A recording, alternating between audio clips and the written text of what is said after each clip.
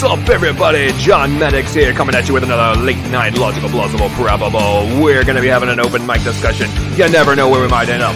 But I will tell you this, before we're done, we will have put some Evos in their place, because when I'm finished, you done.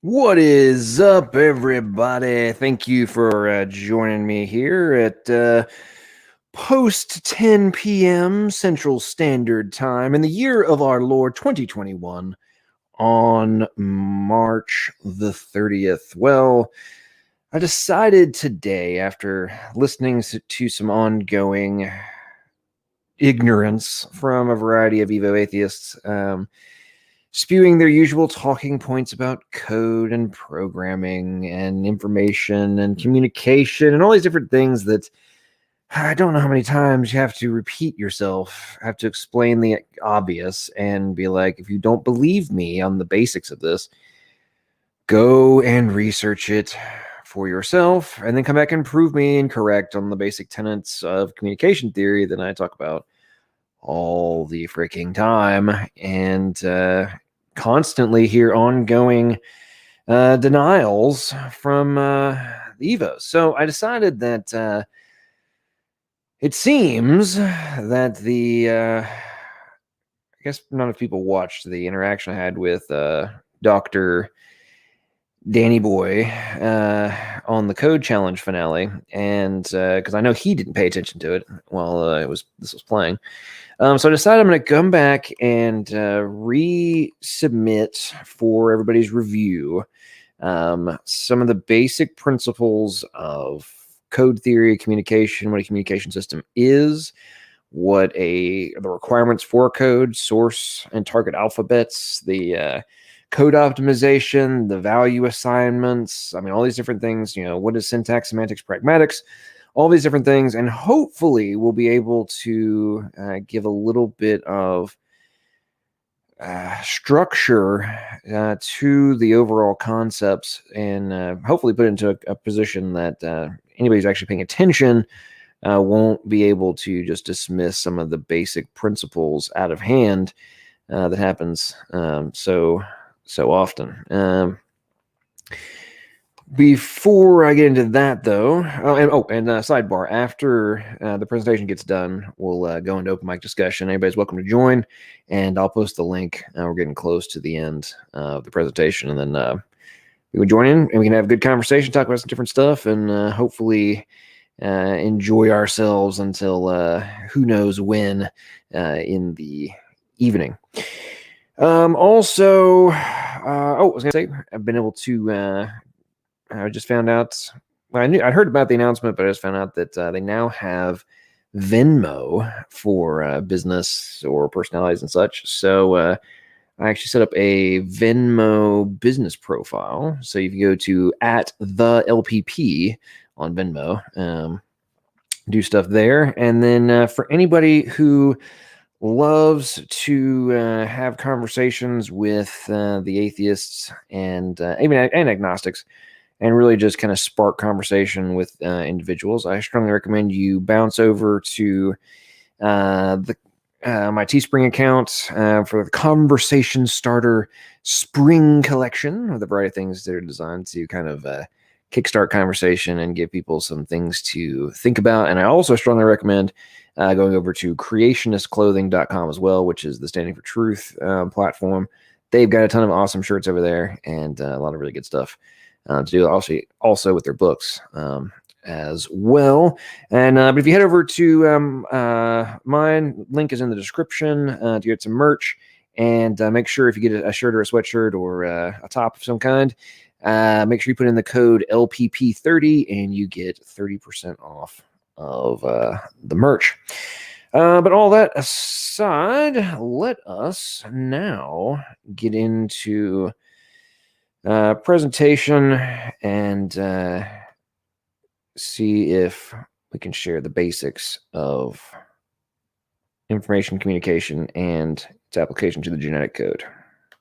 As intelligent agents who begin to learn the fundamentals of code from the day we are born, It is very easy to become completely unaware of the fundamentals that are necessary for any level of information transfer to occur, whether it be the sound and meaning associated with a single letter, to the writings of Shakespeare or the equations of information theory upon which these ultimately rest.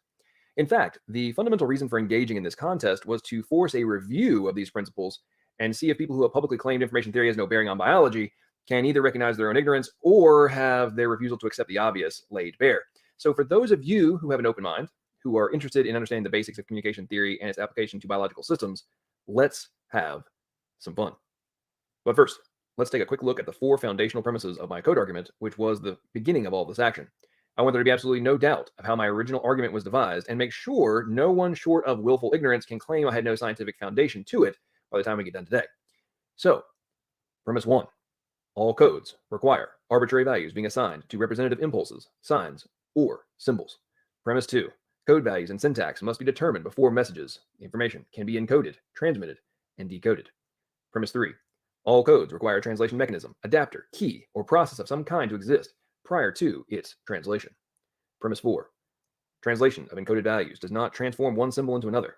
The representative symbols are interpreted to be equal. Now, get ready to receive a crash course in communication theory, and as you do, it will rapidly become clear that, contrary to popular YouTube atheist opinions, my positions are directly supported by the accepted principles of information and communication theory. All 4 of these premises have direct application in relation to the genetic code.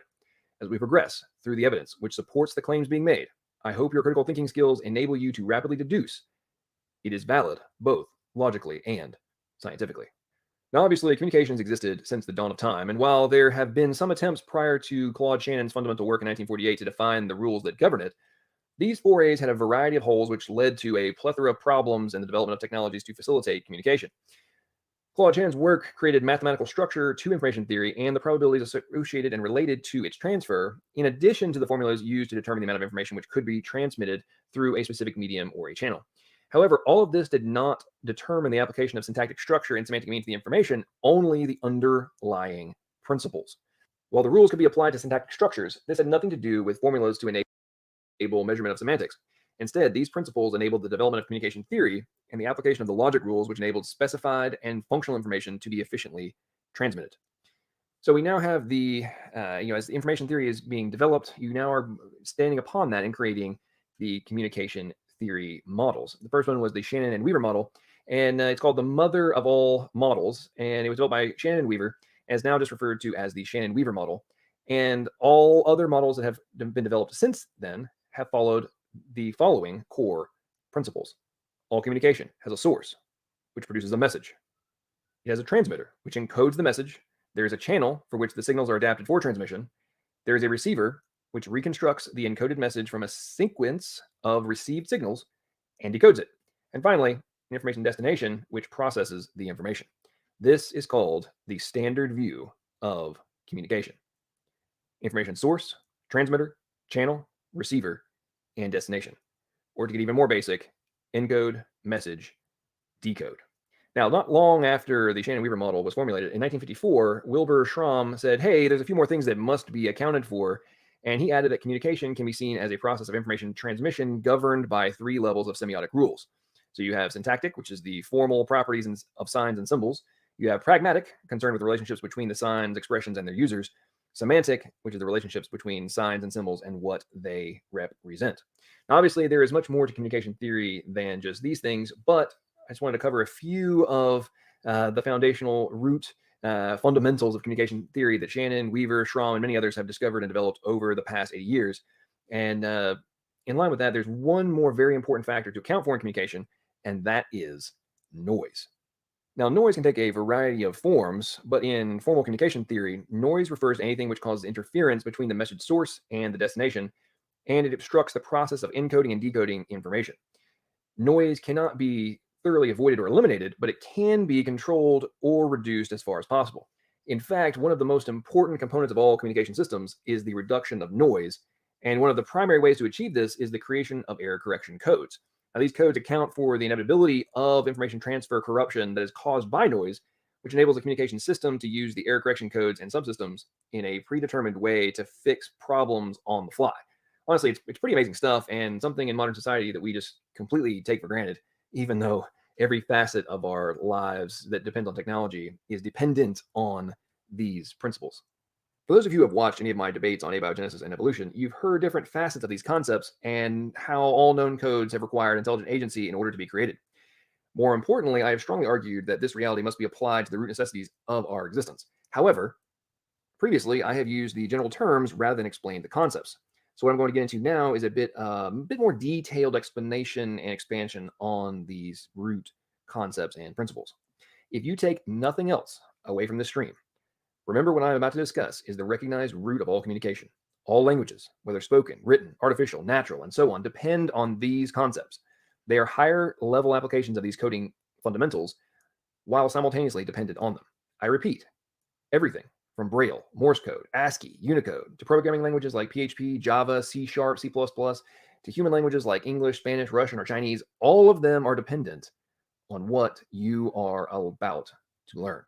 For anyone who claims what I'm about to cover is false, well, go for it.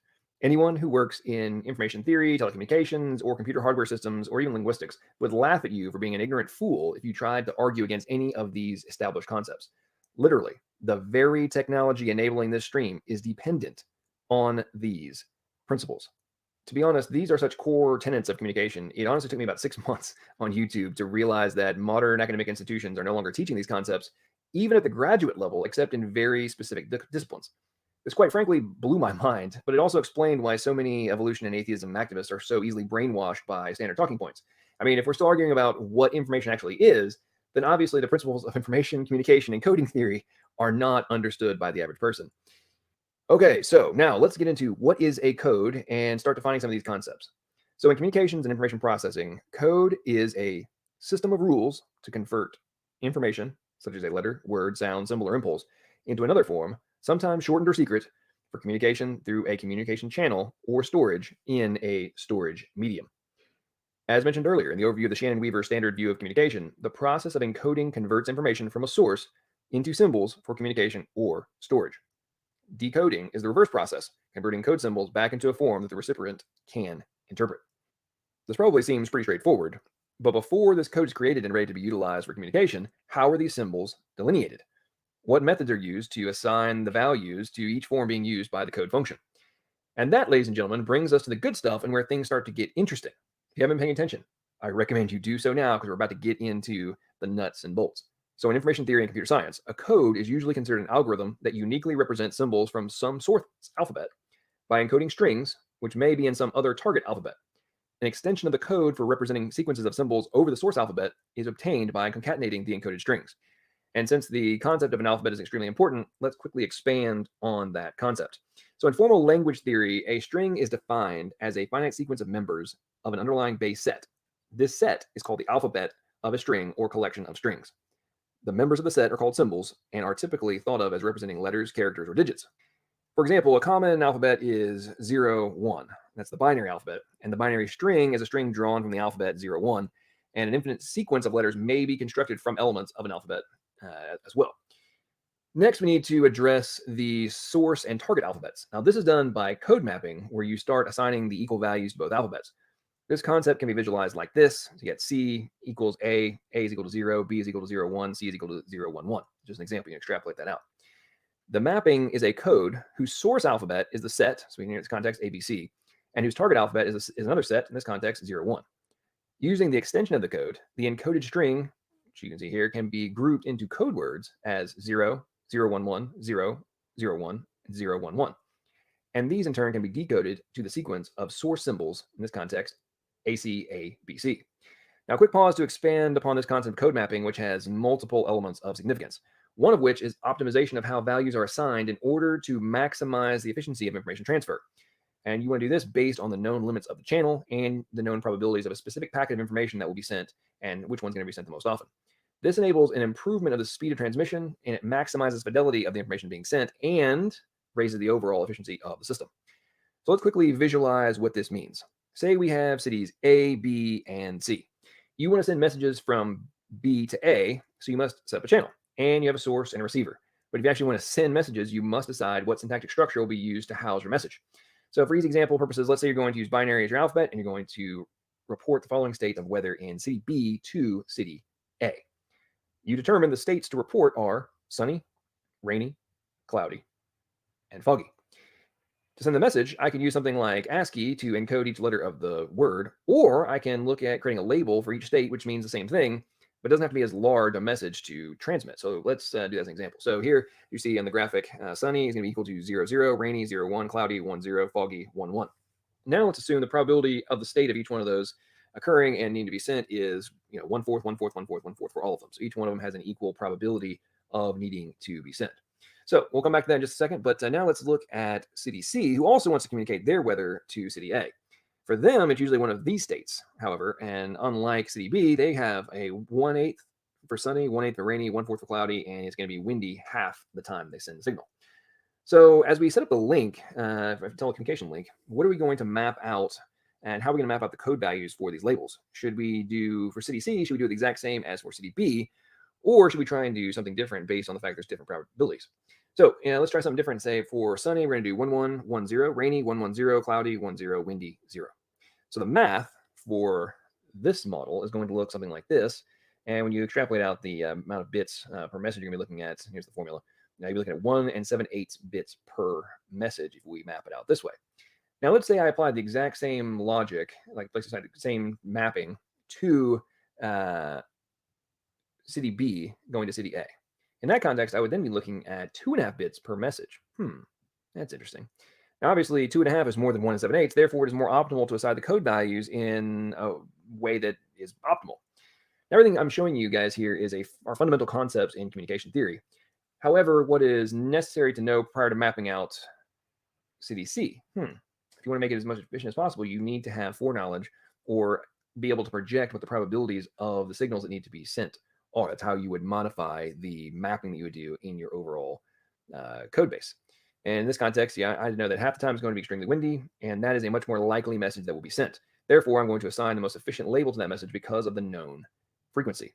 Now let's go back and look at the original city B to city A mapping that was done. And as you can see now, it would be 2 bits a message if we do it in that mapping rather than try and do the exact same one as we did for city C. So now let's take a look at the comparison between the two and the two different maps. So you've got one that's 2 bits, one that is 1 7/8 bits per message, but both required the foreknowledge to have the more optimal mapping rather than just do blanket value assignments for the messaging that will be taking place.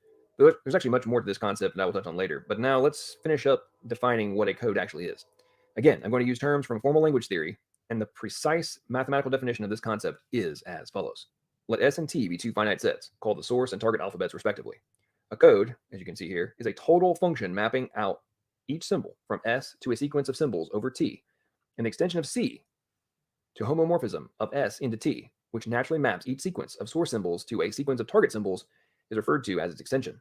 Okay, so in normal English, what that means is code is the total function of a symbol from the source alphabet being mapped into an equivalent symbol of the target alphabet. In order to accomplish this, you must have previously defined the source and target alphabets. You must have mapped these symbols to have equal values and define the rules which govern the encode, transmit, decode process. If you haven't done this, then you don't have a code, period. There is no way around this unless you want to just debunk all accepted principles of information and communication theory. Moreover, and this goes back to one of the core elements of communication theory, the receiver component of the system must have the ability to reconstruct the original message information from the signals being used to transmit it, decode the source alphabet, and translate it into the target alphabet. All this must be executed prior to processing of the received information. Now, as part of that process, you must have a translation mechanism, an adapter, a key, a process of some kind in place that can process both alphabets. Unless you have this accounted for prior to the sending of a message, you can send all the messages you want, but there can be no processing of the information being sent. This, ladies and gentlemen, is an undisputed concept in communication and information processing. Not only is it just basic common sense, but to be blunt, it requires willful ignorance and significant cognitive retardation to not grasp this. To say otherwise would be like saying you've been logged into an empty room. All you hear all day is a foreign language over loudspeakers. You have no dictionary, no videos with subtitles, no picture books with labels, nothing to help you figure out what is being said and how to translate it into English, German, French, or whatever language you understand. You have no Rosetta Stone. It is you in an empty room with the equivalent of random noise pounding your ears. So in this thought experiment, there is no scenario, at least in my opinion, where any rational person would make the assertion that just given enough time, somehow you would learn that language. At least I hope not. But some will say, you've been receiving these signals all day, every day. So according to evolutionary signaling theory, given enough time, somehow your hypothetical offspring will learn it. If you think I'm making this up, well, just go Google it. This is exactly what's being pushed as a supposed explanation for how these things have been, how they evolved. I honestly don't know how people make these assertions and get published, but I digress. Let's move on. Now, earlier I gave you the general overview of the source and target alphabets, but a very important aspect of those finite sets being devised needs to be expanded upon before we get into how all of these concepts directly apply to the genetic code. Now, as the alphabets are created, you can apply different concepts to the symbols being used, but you also need to account for the channel capacity, time for processing, maximizing efficiency, different variations that you might use in the future, and so on. Now, this is where 1-to-1, 3-to-1, 8-to-1, or vice versa, in many cases actually, come into play for the creation of syntactic structure and the overall syntax, rules, and logic. Now, you saw this concept being applied in code mapping of the English alphabet as the source by using combinations of 0 and 1 earlier when we were looking at how to create a target alphabet. Now, from there, by using extensions of the code, the encoded string that you see here can be grouped into code words, again delineated, and these in turn can be decoded into the sequence of source symbols here, ACA, B, C. Notice there are two instances of the letter A being interpreted from that string of zeros and ones. Now, how is this being done? Well, in the code mapping step, which was executed to create the target alphabet, that value was specified to be equal to the letter A. You then have a translation mechanism, in this case your computer, which knows how to read the signals which have been assigned to the source alphabet and the target alphabets respectively, and decodes the string, and in this context displays the appropriate symbols. Now here you can see an ASCII code table for the English alphabet instead of a simple original one, using binary symbols to map source to target. Now the original ASCII standard defines different characters within 7 bits, 7 digits that indicate either a 0 or a 1. The 8th bit, which is equal to, makes all this equal to 1 full byte, is traditionally used for checking purposes. Now the ASCII base extended versions, they use an exact bit to extend the available characters to 256. Now to date, the sign standard has only changed a few times to adapt to new requirements, but there have been extended versions that use an 8th bit so that regional language differences can be displayed. And then changing between the Latin and Arabic alphabets, for example, it's just not practical.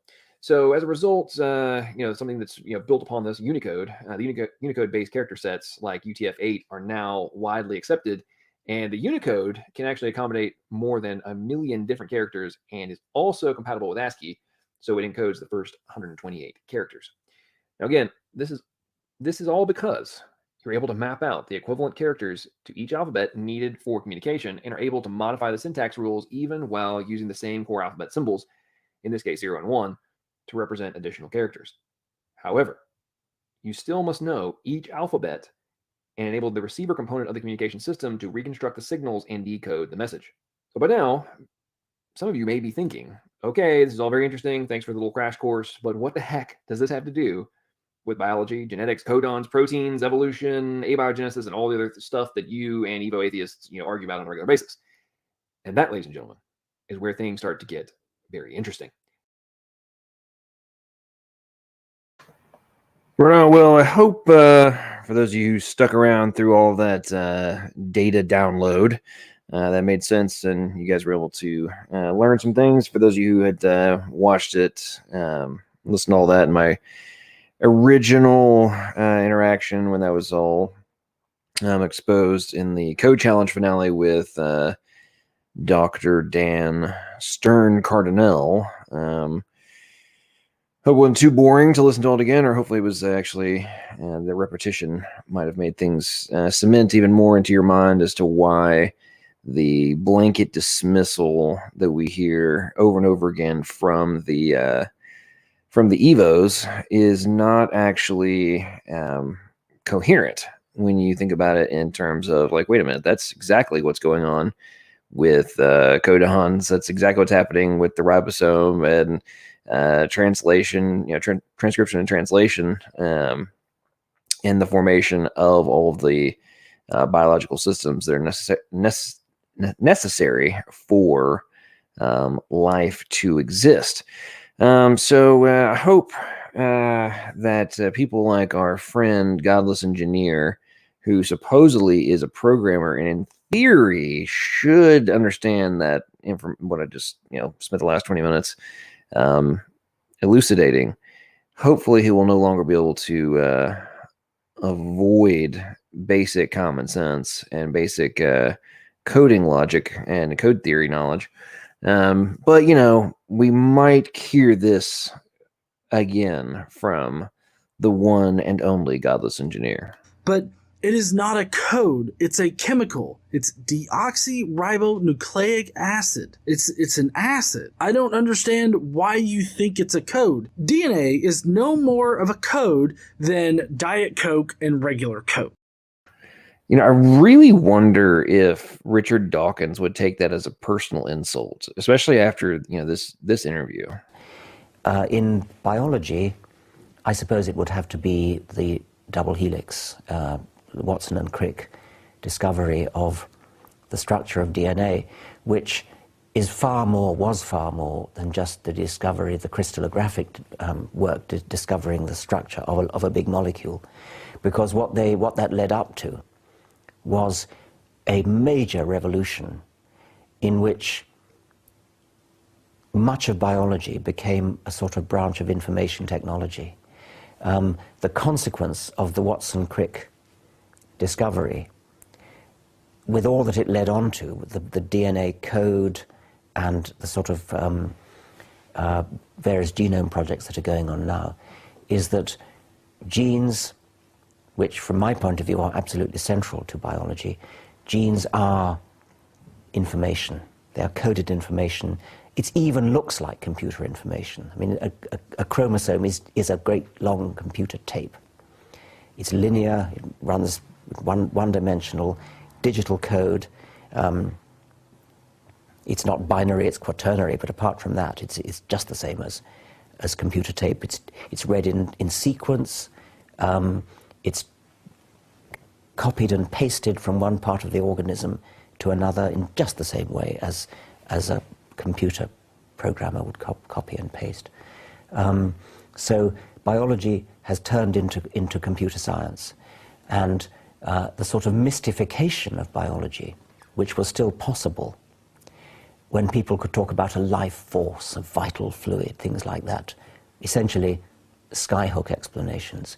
That's completely out. You can never hear anybody talking nonsense like that anymore. And it's all, I won't say it's all due to Watson and Crick, but it was Watson and Crick that really finally torpedoed that kind of thinking in biology. So I suppose as a biologist, I mean, I have to set the great physical discoveries on one side, important as they are, because they're not my field. In my own field, I think I'd have to say Watson and Crick, 1953, is the greatest breakthrough in 20th century science. It's kind of ironic that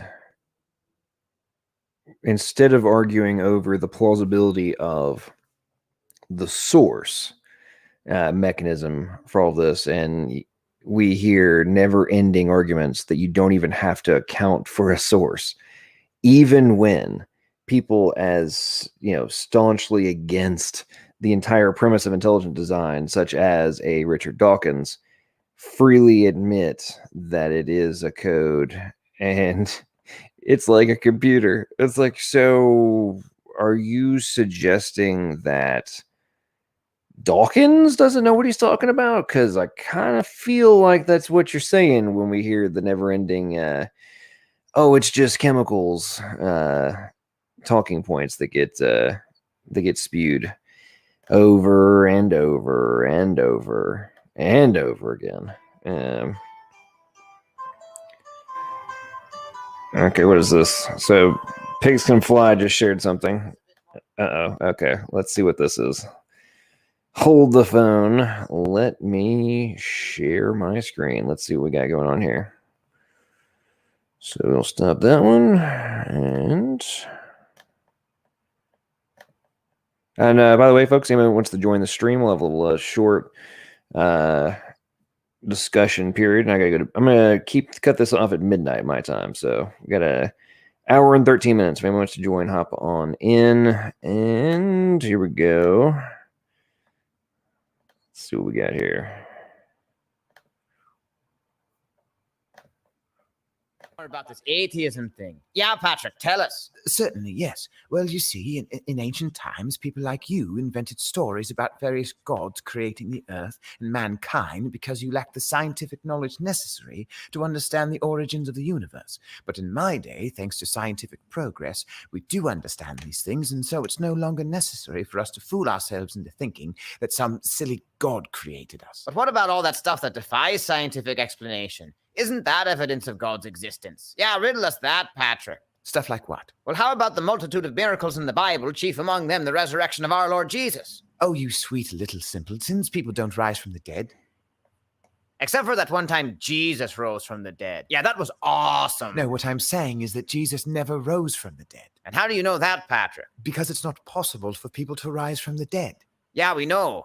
That's why it was sort of a big deal when Jesus rose from the dead. Look, I think you're far too uneducated to understand this, but if people could rise from the dead, then people would rise from the dead. If Jesus could rise from the dead, surely someone else would have risen from the dead as well. Other people have risen from the dead. Like who? Like all the people in the Bible who rose from the dead because Jesus rose them from the dead not long before. Okay, so number one, I'm getting a chuckle out of this. Number two, I am really hoping that at some point there is a God of the Gaps reference from good old Dawkins. Or he himself rose from the dead. Well, obviously you can't count those examples. Why not, Patrick? Because they come from the Bible, and the Bible is a ridiculous book full of silly stories that couldn't possibly happen, like... People rising from the dead? Exactly. Right. So according to you, the resurrection doesn't prove the existence of God because it never happened. And we know it never happened because we know that people can't rise from the dead. And we know that people can't rise from the dead because no one ever has risen from the dead, if you don't count all the people who have risen from the dead. I think I'm onto your little trick here, Patrick. Yeah, you're a sneaky little secularist, Patrick. So your strategy for proving the non-existence of God is to systematically rule out every piece of evidence for the existence of God solely because that evidence could be used to prove the existence of God. What a perfectly reasonable use of the scientific method, Patrick. Yeah, we'd love to see you employ this strategy in the laboratory, Patrick. Hey, Connell, I just proved that there's no such thing as barium. And how'd you do that, Donald? By throwing out all the samples of barium. I'm surprised more defense attorneys don't attempt this in the courtroom. Ladies and gentlemen of the jury, I have conclusively proven to you that my client is innocent, as long as you ignore the murder weapon, his confession, and the 400 witnesses who saw him stab that guy in the face. Look, clearly you're not enlightened. Yeah, it's kind of interesting. The joke they're making there is very similar to the interaction with Randolph Richardson the other night when Robin was talking about, like, so we have all this evidence, but just because you're in court, like the person being charged with murder, they're in court. There's all the evidence. There's all the witnesses. Yeah, you're caught on camera. You had the gun in your hand. And then it's like, nope. I am totally innocent. I do not admit that I am guilty. Like, it's like, does it change the fact that you're guilty because you have decided to not explicitly state that you are guilty? You're explicitly stating your innocence. Does that magically form the whatever your position is into the reality and the truth? Enough to understand. I mean, really, Patrick. By your logic, the first president of the Lutheran Church Missouri Synod could prove himself to be the best-looking man in the world. All he'd have to do is lock every other male on the planet in his dressing room right before the beauty pageant begins. Oh, no, even then I would still lose. So I may not be a scientist, Patrick. I may not possess your superior intellect and education. I may even be a superstitious Neanderthal who thinks that thunder is what happens when God yells at leprechauns. I think it's the result of a shockwave in the air due to the sudden thermal expansion of plasma in the lightning channel, but that's because I'm stupid.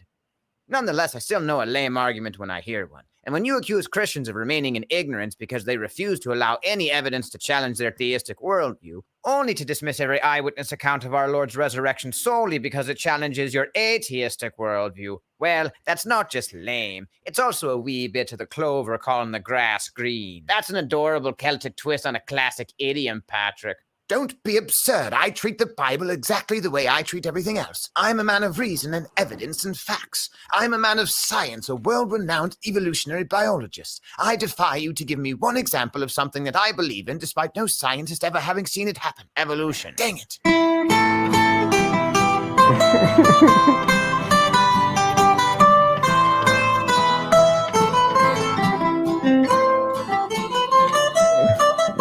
That's awesome. Also, saying we don't need to believe in God because of science is like saying, quote, we don't need to believe in orthodontists because of braces. But really, have you actually read your holy book? Your God is a heartless, hateful, murderous ogre. There's no reason to believe in such a vile deity.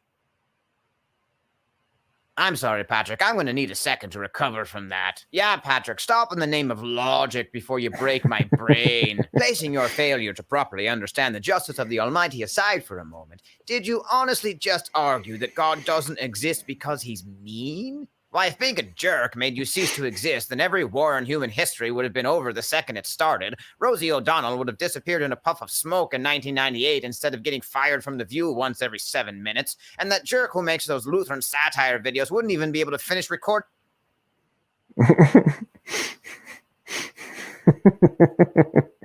He cut himself off. That's good. That was a Pigs Can Fly. Thanks for sharing that one, man. That was that was some good stuff. I enjoyed that one.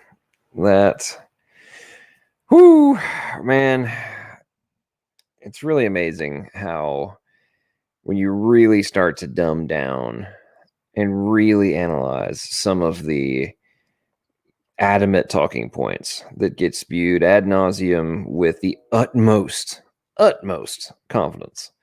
And then when you actually go and look past the surface level of them, and suddenly it's like, well, hold the phone. That doesn't necessarily make sense. And, well, maybe that's not nearly as substantiated as it's put forth and claimed. Maybe I'm going to have to actually start thinking for myself. I might have to go look into, what's being presented as, proven beyond all doubt. Well, what I find disturbing, to be honest, is this goes back to the the level of brainwashing. And I think I was talking about this earlier, of how it seems, at least here on YouTube anyway. I think this is applying heavily though to especially undergraduate students. They're being turned into perpetual useful idiots in relation to this topic. And here, case in point. What's up, Jungle? How you doing, man? What's up, John? How you doing? Man, just know, a little bit of it. Hey, so sidebar, Jungle. Finally got my stupid box truck to start today. The starter was misaligned, and I think it had messed up the battery. A mechanic did that, or no? Well, I don't know what was going on. No. I had a mechanic come out and look at it, and he said the starter was misaligned, and he think it probably tore up the battery as well. So, because the battery wouldn't take more than, it wouldn't get past half charge, and just wasn't enough to kick things over. So, replaced the starter and the battery in my driveway. on my 1989 G3500 Vandura box truck. It was quite the adventure. Yeah, I've seen plenty of crooked starters like that. Yep. Yeah, I was kind of pissed because I bought that thing 2 months ago to help with my move and everything, and so I knew I had several road trips I wanted to take, and then the stupid thing won't start. I'm like, are you kidding me? It was working just fine. It's been sitting in my driveway now, it won't start. I was like, that's ridiculous. But kicking over just perfect now. So hey, whatever. So Kate, look at this. Case in point, Henry Kyle. Evolution is pretty solid science, bruh. Well, Henry, why don't you come on in and let's discuss that. Yeah, speaking of the DNA molecule being an information system, it also tracks the paternal line and the maternal line all the way back to its origin, and which happens to align with known human history. And I'm going through each of the sons of Noah and their sons, and looking at all the matchups that I can make, that I can find. So far, I've identified 3 sons of Ham, and I think 4 or 5 sons of Shem, however many he had.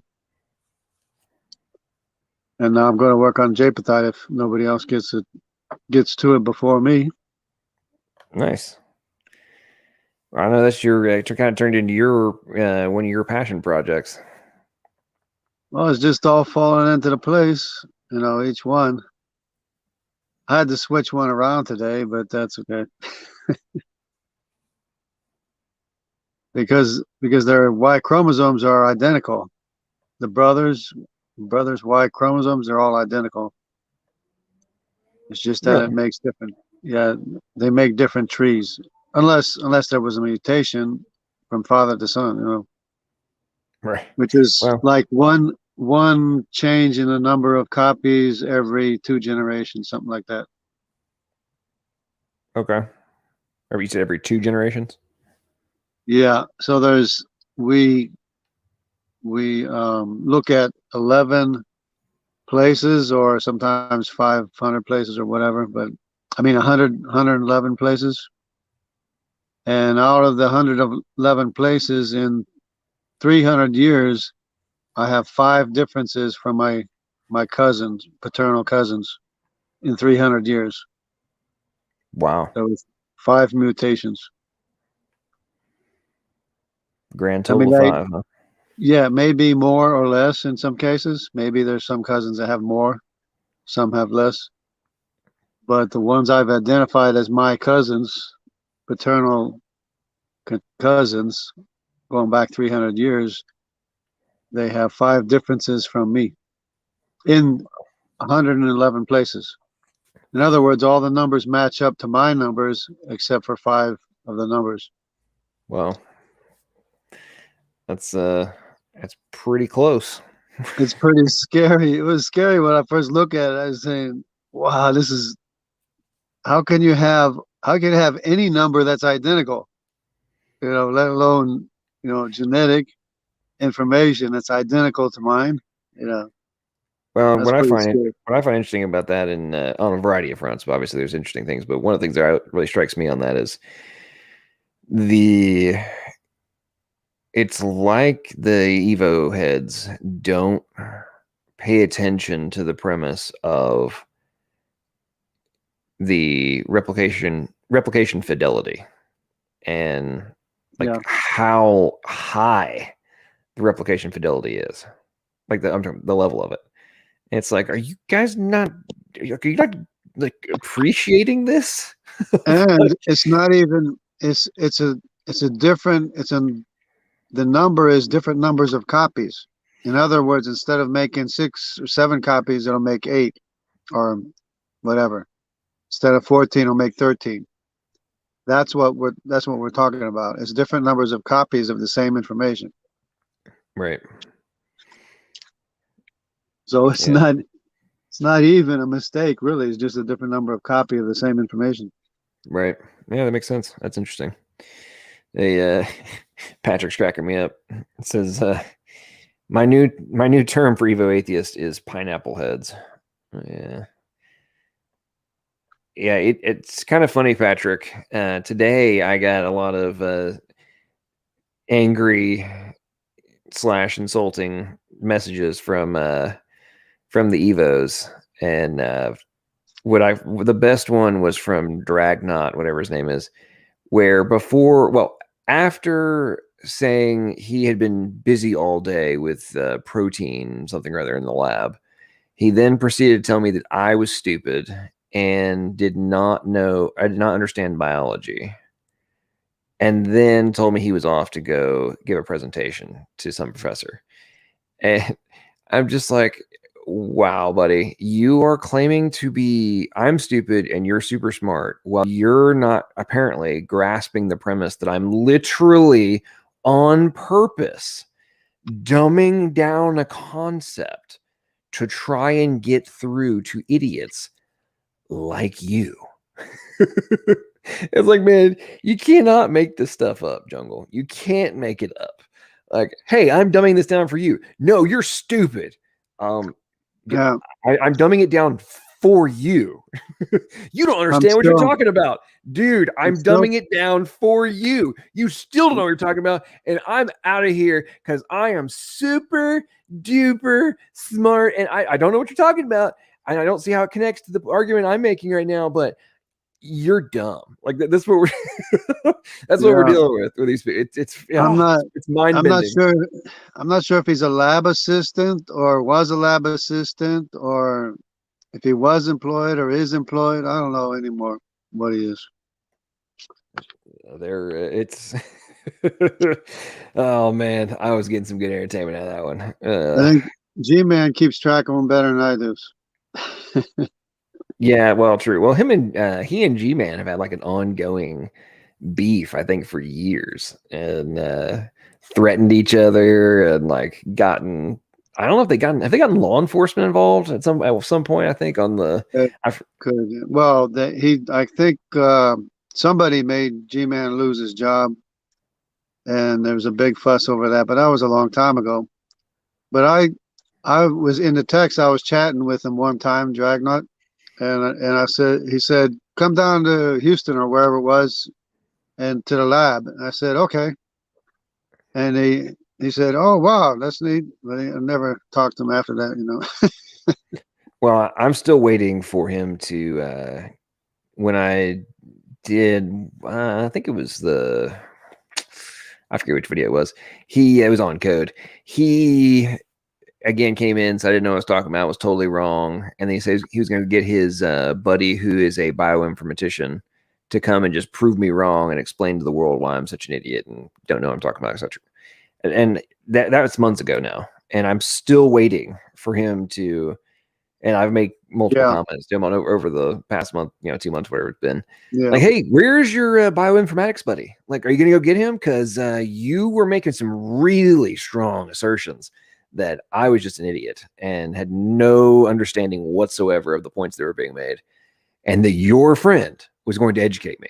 So, did your friend educate you, and now you realize that you've you went a little too far, or like I'm beginning to believe that he just throws statements out there, throws things out there just for the fun of it or whatever, Well, that may be true.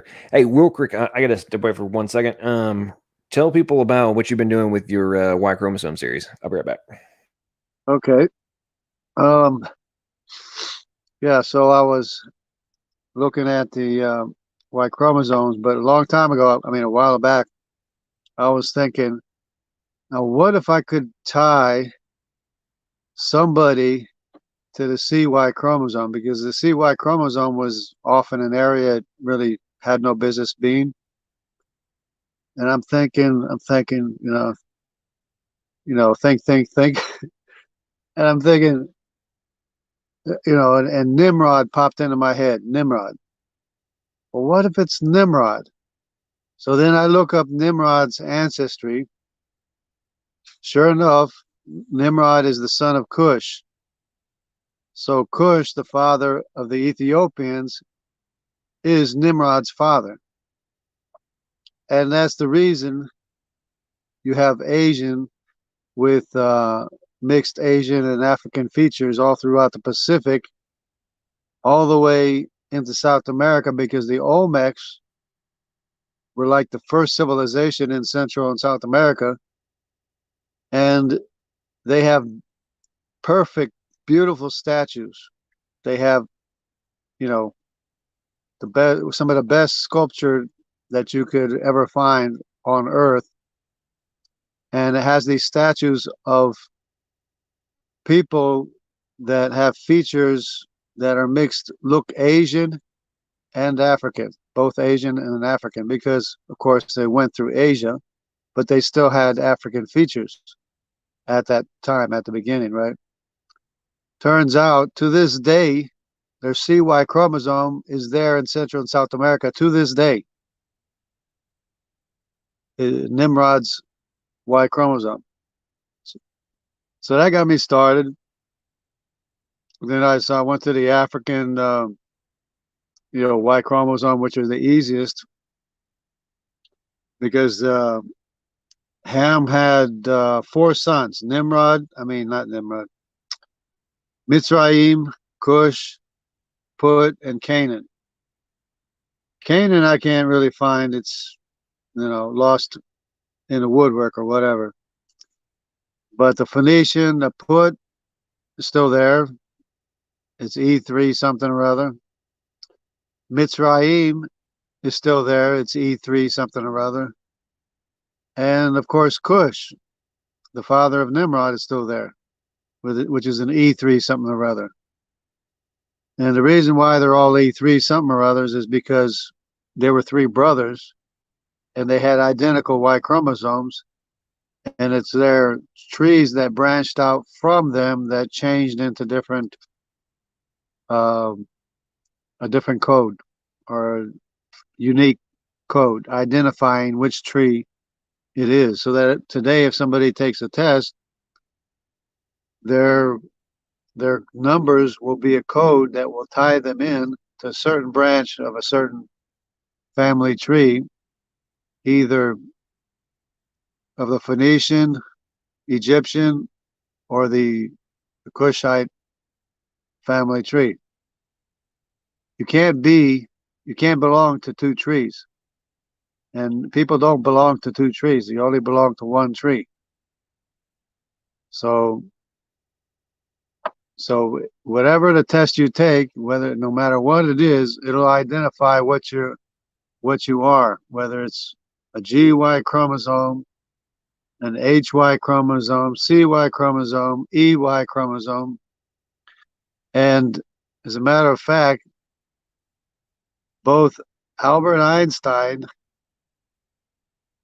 Desmond Tutu, and Mandela have identical Y chromosomes.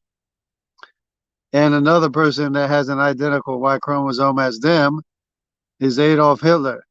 They all have E1B Y chromosomes. Can you imagine that?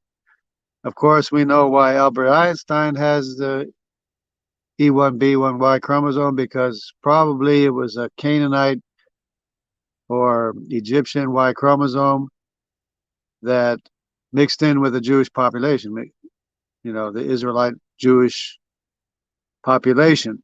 So then when he, of course, went to Germany, he brought it with him, as did the ancestors of Adolf Hitler, brought the same Y chromosome with him. But it's just kind of humorous because, for one, Einstein is a genius. For another, Adolf Hitler was upset that a black man was running in his Olympics, and he has the same or similar Y chromosome as a black man. Not identical, not exactly the same, but it's the same Hamite family origin. So then I moved on to the Semitic Y chromosomes, and of course the difference between the Arabs and Jews are easy to distinguish. You just look at the populations, where they are and everything, where they went to, and you can tell, oh, this one's Arabic and this one's Jewish, because Abraham had an Arabic line, actually 7 Arabic sons. Of course, they all had the same Y chromosome. Everybody did back at the origin. And Abraham had his son Isaac, which is the father of Israel, which is the father of the Judaic line, which is the J2. Plus, there is the lost tribes of Israel that went off into Europe First, they went up into Syria and then into Europe, up through between the Black Sea and the Caspian Sea, up through the mountain pass into the steppe region. They mixed in with the people over there or whatever, but their Y chromosome is still intact. And they went around the other way through Greece. They went up through Germany, all the way up to Scandinavia, so that the Vikings and the Anglo-Saxons carried the I1 Y chromosome with them into England when they invaded England. And my father is of Scottish origin, and that's where I got his Y chromosome. That is very interesting, Jungle. You've definitely been doing some serious research on this for quite some time, and it just flowed. I put you on the spot, and you were able to expound there for a good while with the very and I didn't organized finish information. I got, I found the rest of the Y chromosomes: the F, the G, the H, and then the I and the J. I already talked about. Yeah.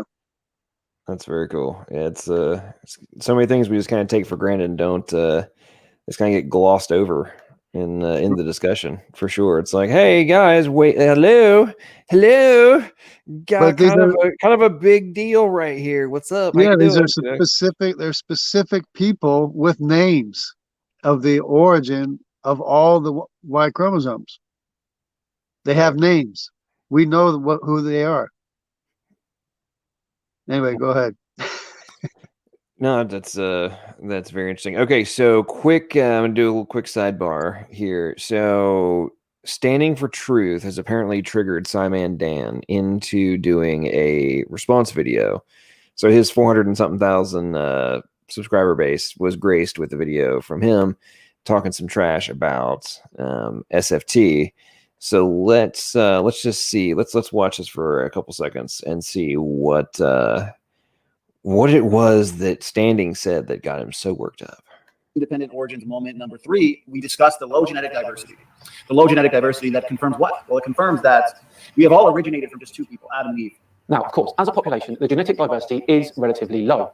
But a study published in 2004 found that 87.6% of the total modern human genetic diversity is accounted for by the difference between individuals. Just thousands of years ago. And as we know, as we covered in that moment, the low genetic diversity was exactly what biblical creationists expected to find. The evolutionary community, because of the evidence, had no choice but to resort to a hypothetical out of Africa population bottleneck. The thing is, though, it's not hypothetical. The oldest fossils are found on the African continent. Additionally, the DNA evidence and the fossil evidence both point to Africa as our starting place as a species, independently. In order to explain away the low genetic diversity found in human beings. This is essentially storytelling. This is a rescue device. Really? You want to call this storytelling? Okay, then. And it's an invention that was invoked, okay, simply to explain away the genetic-related data. Okay, the genetic-related data that doesn't support ape-to-man evolution, nor does it support universal common ancestry in general, okay? That's a bold-faced lie. It absolutely supports that. We have the genetic information for 9 different species of human. 9! So, as we know, according to their post hoc app... Hang on, did he say 9 different species? 9. I guess he's talking about Neanderthal, Denisovans, and all them people. I mean, I would assume so, but I mean, like, what... I mean, are they full-scale species? I mean, that seems a little strong, given the fact there's some, there's some questioning of that talking point that's happening now. But, let's continue on. Story. It would have been highly damaging since it consisted of not just a 1-generation bottleneck followed by rapid and exponential population growth like us, like our model. Okay. Sidebar. So, Standing. So what you need to do, bro, is get I see you probably have one of these already for your phone, like a little tripod stand. Position that sucker behind your camera, and you download an app. I can send you a link to a couple different ones for a screencast teleprompter, and that way you can be like looking straight at the camera. You can still be having like fluid body motion and talking with your hands and stuff, but you can have your words like scrolling in front of you. But if you position it properly, like right behind the camera, you can be looking directly into it instead of having to look to the side to remember where you're at. And the other thing is you can get Bluetooth remotes for them, and then you just like push the button if you pause or if it's going too fast or you think of something else you want to interject. Sometimes you'll want, like, I'll do a little bit ad lib as well when I'm doing a recording like of me, but still gives you more opportunity to kind of look into the camera rather than having to look off to the side. Okay. It consisted of an extended bottleneck, a prolonged bottleneck in order to reduce levels of genetic diversity. Not at all.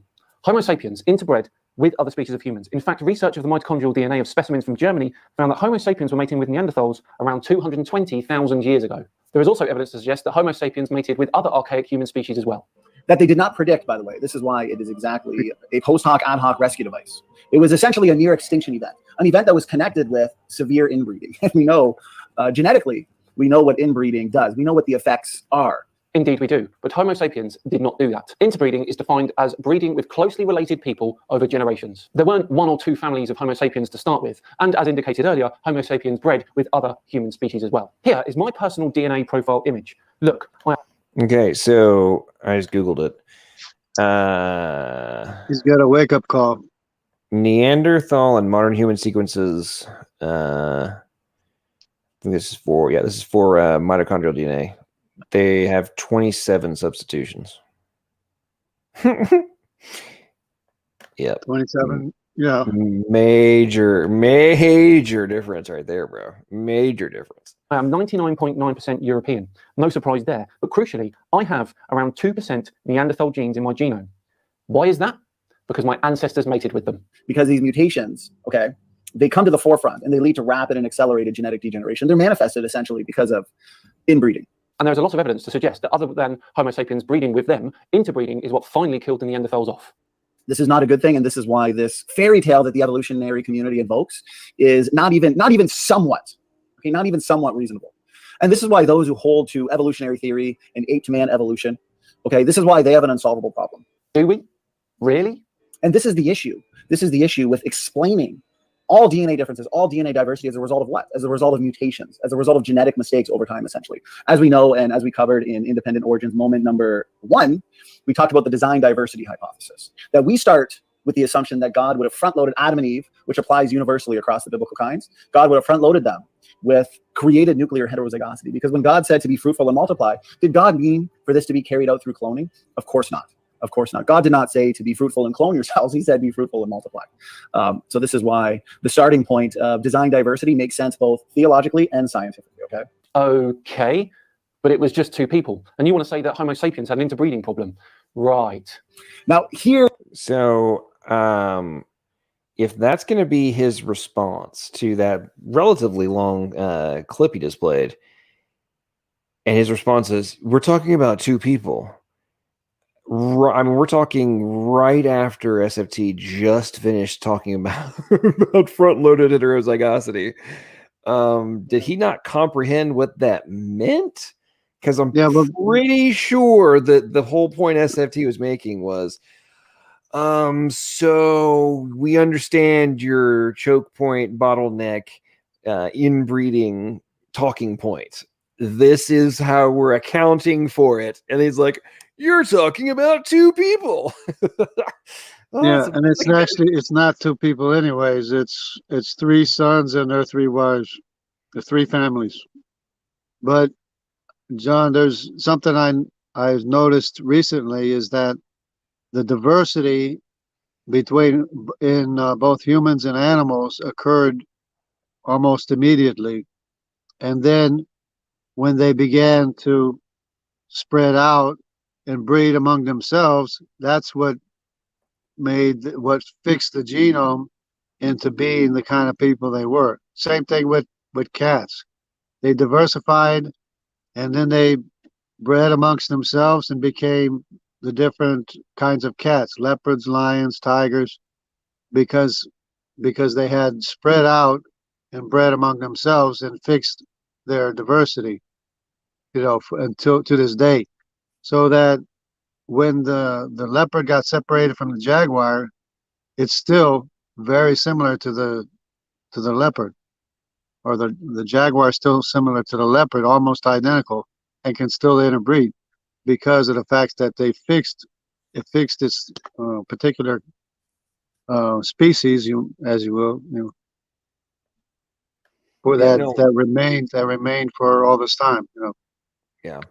Well, and what really gets me about all this, one of the things, many things that gets me about this is, do Evos not comprehend the premise that, among a variety of things, the greatest ability of humans is our ability to exist in a massive variety of environments, and yet somehow we remain human and we don't see these mods, like, right? but the important factor is why are we able to make these modifications or these adaptations to different environments? Are there biological components? Yes, there are.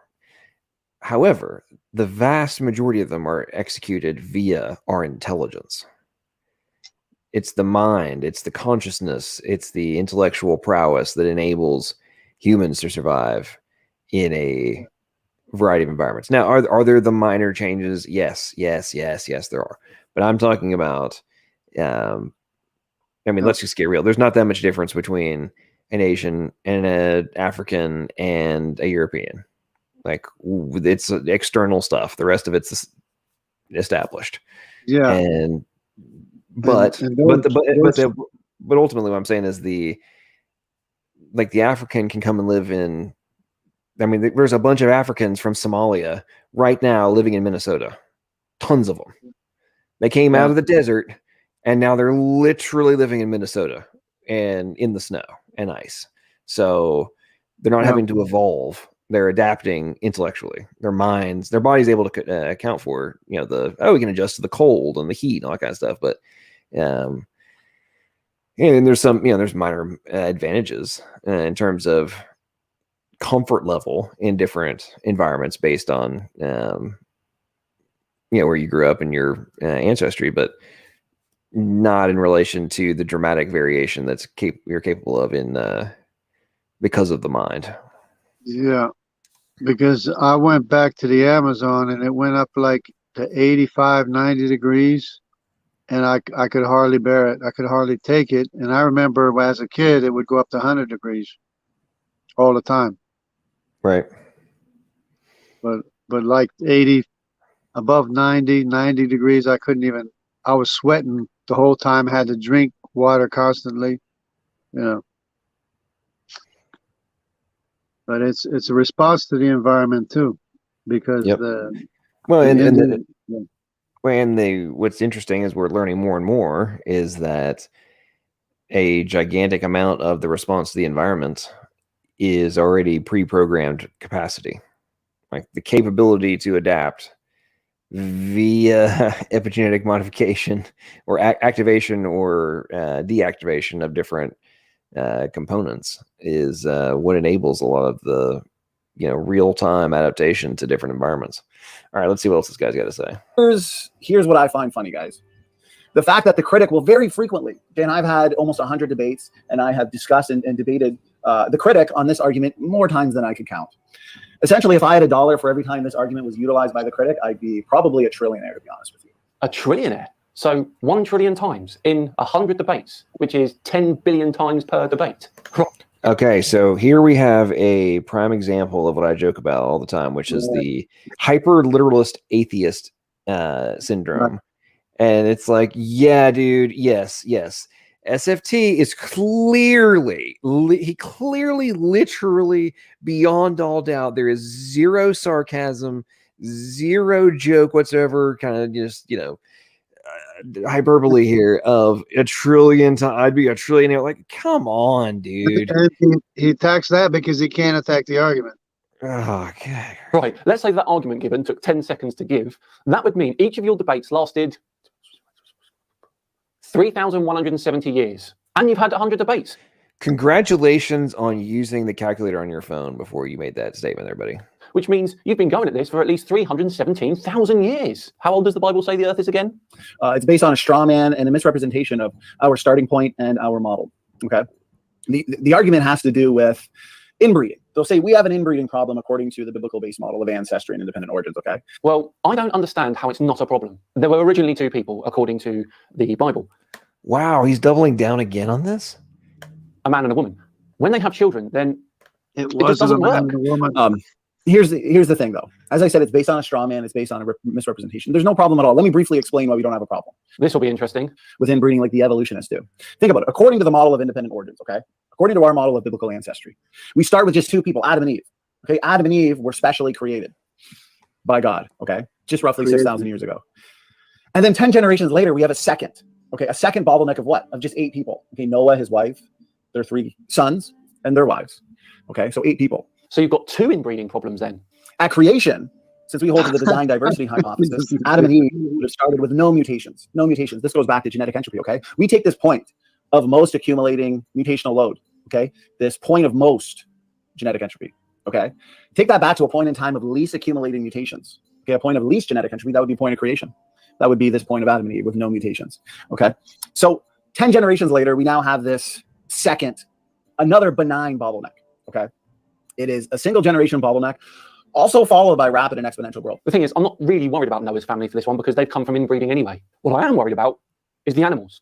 So what you're claiming then, surely, is that every single animal on Earth is the product of inbreeding. Now remember, inbreeding reveals the hidden reservoir of genetic mistakes. If there are no genetic mistakes, okay, to be manifested to lead to the negative and damaging problems that inbreeding results in, okay, according to our model, Adam and Eve would have had no mutations, and at the flood there would have been some mutations, but not nearly enough to lead to the type of genetic degeneration that the evolutionary model would consist of. Because remember, the evolutionists explain all DNA differences as the result of mutations over time. So by the time they get to their bottleneck, okay, they've had millions of years of mutation accumulation because adding mutations adds genetic diversity. So they explain the origin of genetic diversity, that natural selection can act upon this variation, okay? But because of natural selection, these mutations don't always end up in a species that survives. So I'm pretty sure that, SFT was rather straightforward, and good grief, Ramen is doing more super chats or super stickers. Thank you so much, Ramen. Really appreciate you on the and all of your support. It's very, very much appreciated. So this Simon Dan guy, I mean, Jungle, did you understand what SFT just said? Because it seemed pretty clear to me. He didn't, it wasn't like a short, he explained his point. I was kind of eating. I was no problem. No problem. The SFT kind of was just explaining the model of how you account for the quote unquote inbreeding problem that Simon Dan is talking about. And it's like, dude, how many times do I have to tell you? If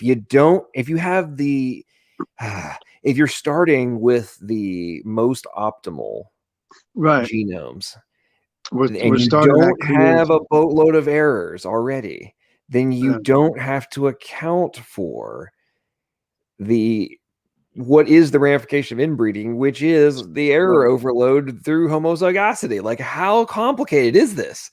Right. Like, okay, now we're talking about 10 generations later, and yes, there'll be some mutations at Noah, but way less than there would be now. Therefore, you aren't going to have the same type of inbreeding problem as the way we would view it now. Like, this is not that complicated, but this dude is either like not listening, or he has, or I would say there's a very strong probability that Simon Dan suffers from a combination of atheist Fantasyland projection complex and Droid C, which is desperate rejection of intelligent design condition. Right. And it gives him the inability to have the cognitive recognition of very, very basic concepts. They just like repeating the phrase inbreeding. That's all. They just want to talk about inbreeding. That's because they like that idea, I guess, or something. Well, they think it's a very derisive and like, you guys actually think this? It's the point they're trying to. Well, yeah, but project out. Evolution is bottleneck the whole way. It's a bottleneck of information that's not there the entire millions and billions of years, supposedly. Yep, exactly. of all the species that have ever lived on Earth, 99.9% of them are now extinct. Natural selection is a bitch. It really is. So those mutations which you claim are accumulating are not. They are being weeded out systematically and methodically by natural selection. They explain this as the result of mutations. So now they've got a ton of mutations that are just waiting to be manifested, just waiting to be revealed in order to lead to rapid, essentially, genetic degeneration. Okay. Well, we explain the majority of DNA differences as a result of created nuclear heterozygosity. Okay. So according to the biblical model, okay, both bottlenecks, creation and the flood, were extremely, extremely brief. Okay, but there still would have to been inbreeding for that population to grow. Okay, Danny boy, you have now repeated the same talking point with obviously zero comprehension of the point being made. Okay, just one generation. It's a one generation bottleneck, not an extended bottleneck like the evolutionary community believes in. And most importantly, it was followed up by explosive growth, rapid and exponential population growth. Okay, this means that most of the original created heterozygosity would not have been lost. They would have retained most of it. Okay. Okay, so super fast inbreeding. Based on the fact that these bottlenecks were brief and followed up by rapid and exponential population growth. So the whole point is, guys, okay, in both bottlenecks, you'd have almost no accumulated mutations. Okay, so no negative, essentially. Okay, so he just said, let's see what happens with Simon Dan. SFT just stated you would have no accumulated or high levels of accumulated mutations. So let's see what the response is going to be. Breeding fast genetically. But there were still only 2 people. Yes. Am I missing something here? Is he saying it's not classed as inbreeding because there was no negative effects? The definition of inbreeding doesn't care about the results of it. It's defined as breeding between closely related people. Now, Adam and Eve, obviously not related, but their children, let's have a look at them. Cain was Adam and Eve's eldest son, and his wife was A1, who was his sister. Okay, what about Abel? His wife was Lalua, who was, Cain's twin sister. Surely Seth did better. By the very definition, they were inbreeding. Okay. That means that the extremely limited genetic diversity is most consistent with the biblical base model. When God created 2 people, automatically this restricted genetic diversity. And all of this genetic data that we now have did not have to be true. Okay. This is why we don't have to resort to fairy tale and far-fetched mental inventions in storytelling. Okay. And that is the most hypocritical thing I've ever heard someone say. I think we're done on this one. Seriously though, as I've said many times, I will defend your very right to believe in the Bible, but you have to admit there's an issue here. Well, there we go. Another Tinfoil Tuesday.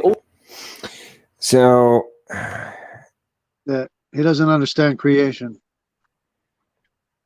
Yeah, he does not is not grasping the point. Man, I really wish that StreamYard would let the Dell, thank you for the super chat. Ramen, thank you for another super chat.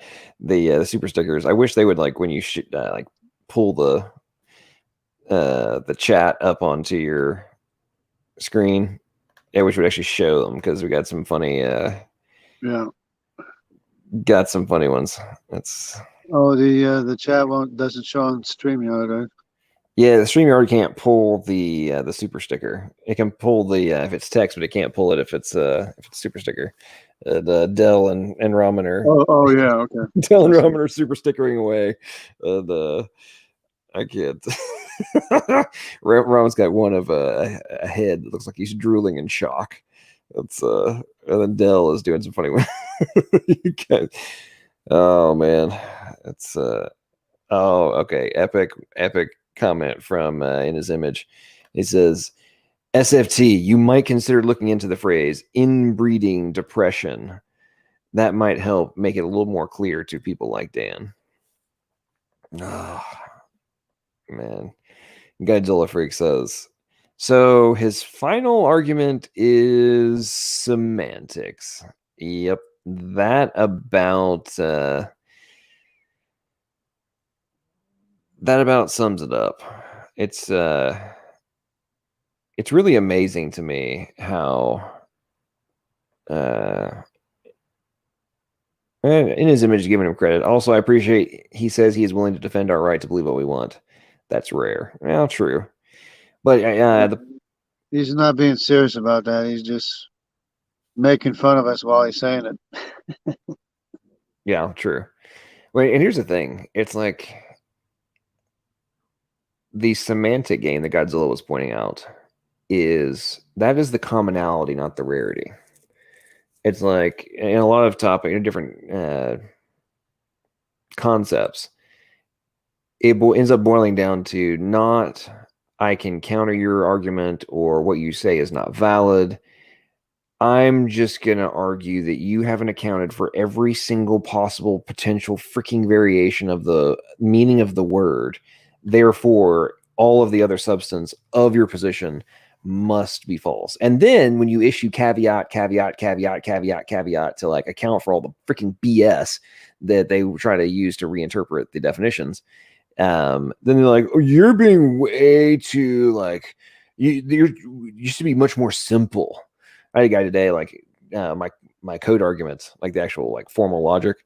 He's like, you could have dumbed that down to like 3 premises. I'm like, I could have, except if I didn't, I know exactly what the stupid talking points would be spewed are, because people still spewed them even though I accounted for them in the freaking argument. And now you're telling me that I should reduce it and like remove some of the different caveats that are being accounted, or different components that are being accounted for. Like, yeah, okay, yeah. I don't anticipate that, buddy. I mean, maybe you need to go back and think through your standard talking point BS, because I have, and I've accounted for it. And then when I do account for it, you guys act like I shouldn't have accounted for it. It's amazing. Jamie, what's up, man? Welcome to the stream. How are you doing? Oh, man. Jamie's got a new, I see it. He's got a new avatar, and your shirt is God Established Infinity has arrived. What's up, man? Yeah, looking good. Looking sharp. What did you end up? Did you get sweatshirt or did you get a yeah, shirt? it's a sweatshirt. It's a sweatshirt. How is it? Like, is it does Teespring use like good quality and stuff? Yeah, it's good. It's nice. It's I was hoping it wouldn't be too big, and they run probably about what you'd expect, so they're good. Oh, perfect. Okay, so here's a secondary question. The sizing of the graphic, is it is it a good size? Like, I was trying to balance it. Like, should it be a little bit larger, a little bit smaller? What's your opinion on the yeah, I like it. It could be bigger, I guess. I mean, it depends on how you like it, but it's like it's like the picture. I mean, this is probably, I think it's a large, so if you like them baggy, I'd probably go one size up. I like them tight, so I'm happy with it. Tighter, I mean. But and so on a large, I don't know. It's probably a little smaller, maybe. I guess. I don't know. I could take a. Well, if you got a large, you're 6'4", though, aren't you? Yeah, I'm 6'4", so, but I'm a medium frame, so. Okay. Or a small frame, I guess. I don't know. Yeah, but even if you're, you might not have a wide frame, but if you're 6'4", you still got a. Yeah, right. I mean, you have to have a longer than average torso. I mean, it's almost guaranteed. Yep. I mean, heck, I'm 6'1". I can, in some shirts, when I'm at like 185, I can wear a medium shirt. In terms of like the width and everything, but most of it, like a medium is still going to be like right at almost too short for me. Yeah, so, I usually have to get a large. That's me too. Yeah, I can wear medium. Yeah, but and if you're 3 inches taller than me, then yeah, like a medium, like nope. Yeah, I'm 170 pounds, so I'm like a Skeletor. My sister calls me, or used to. If it's a cheap shirt, that sometimes the large is too small. It's cheap. Yeah, right. This is. I'm gonna check the size again just to make sure. I'm sure it's a large, but maybe it isn't. Maybe I got a medium. I don't know. I gotta look. Can't remember. I don't think I would have ordered a medium though for a sweatshirt. That's crazy. Yeah, no, that'd be weird. Yeah, see, you're 6'4" and 170. Yeah, I'm like on the BMI index or whatever. I'm like, if I fall one more block, I'm in like unhealthy mode. Yeah, you got to be in like what, the 15, right around 15, right? I'm 170, so 75. I just remember that I was like right on the edge of the considered a healthy weight or whatever. Right. But I look thin, I guess, you know. Yeah. But I'm thin right now. I'm 175. Yeah, and let's see, Jungle, you're a little bit shorter than me, right? If I remember, we're pretty close. We're pretty close, same height, but you're a little bit shorter than I am, I think. Well, yeah, it could be, but I'm supposed to be 6'1". But Okay, well then we're exact same height then. yeah, I'm like spot on 6'1", yeah, exactly 6'1". yeah. I was too, but I was like 205 pounds when I was working, and I didn't realize I was that heavy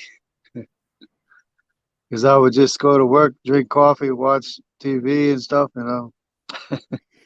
Well, I still can't get over the fact that 2 years ago I was 236 pounds, and then I got down to like for a solid year. I bounced between 215 and 220, and Yeah, then that's a lot.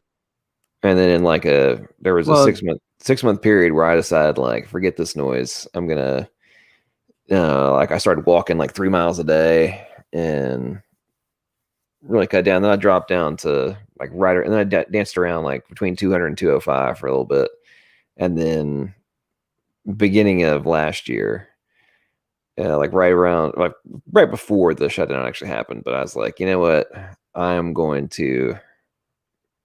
lose this weight, and I got down to 182, and then there was like a 3-week period after something I viewed as tragic happened in November, and I moped around for like 2 weeks straight, ate a bunch of pizza, didn't get much exercise, and I got back up to like 194, and now I'm sitting back at like 187. But, It says I'm one. I'm like it says two blocks above, or in it, 2 blocks above unhealthy underweight. So I guess I don't know. It looks like a different chart than the one at my doctor, but yeah, 170 for 6'4" I mean, that is pretty light. well, it depends on your build too. Each build is a little bit different. Well, that's true. My nephew is 6'4", and he's like $170, and he has a narrow frame. yeah, I got like my arms are kind of short for how tall I am. Like I think my wingspan might be like an inch under my height or something. And my Dude, arms are like 8 inches long. So tell me about freaking short arms, dude. I have ridiculously short arms. It is really annoying. The yeah, I tell you what, man. You got leverage then, because my wingspan is more than 6 feet. That's for sure. I do have leverage. I can beat. I mean, like we used to arm wrestle in high school, and like nobody could beat me. So, and I'm like not big at all. Yeah, you got leverage. Yeah. Yeah, when I was a hardcore basketball player, and it really pissed me off that I had short arms, and I had to work so hard on my vertical leap. So I mean, I ended up. I'll put you this way. At one point, I had a 32-inch vertical, and and it was like even at that, it was tough to dunk, and just because my arms were short, and I'm like, this is ridiculous. I remember when I first like measured my standing reach and like was doing all the math, and I'm like, okay, so that first time I was being able to touch the rim when that happened, and I'm like, this is ridiculous. I was so pissed. I'm like, at that point I have a 26-inch vertical, and I'm touching the rim. What the? Of course, I was like 5'11" at that point. But then my arms, I grew 3 more inches, but my arms didn't. When did you stop growing? I think I was like 16. Yeah, when I was in 6th grade, dude, from the beginning of 6th grade to the end of 6th grade, I went from like 5'7" to like 5'11" in like one school year, and like my shoe size went up like 3 sizes. I was like tripping over my own toes. Yeah, it was yeah, Henry, I'm not I don't play much anymore, man. It's but no, from 12 to end of my freshman year in college. I mean, I was in high school. I played basketball pretty much 7 days a week. Like after church on Sundays, I get my parents to take me to the gym, and I go play, and then they pick me up and go back to evening service and stuff.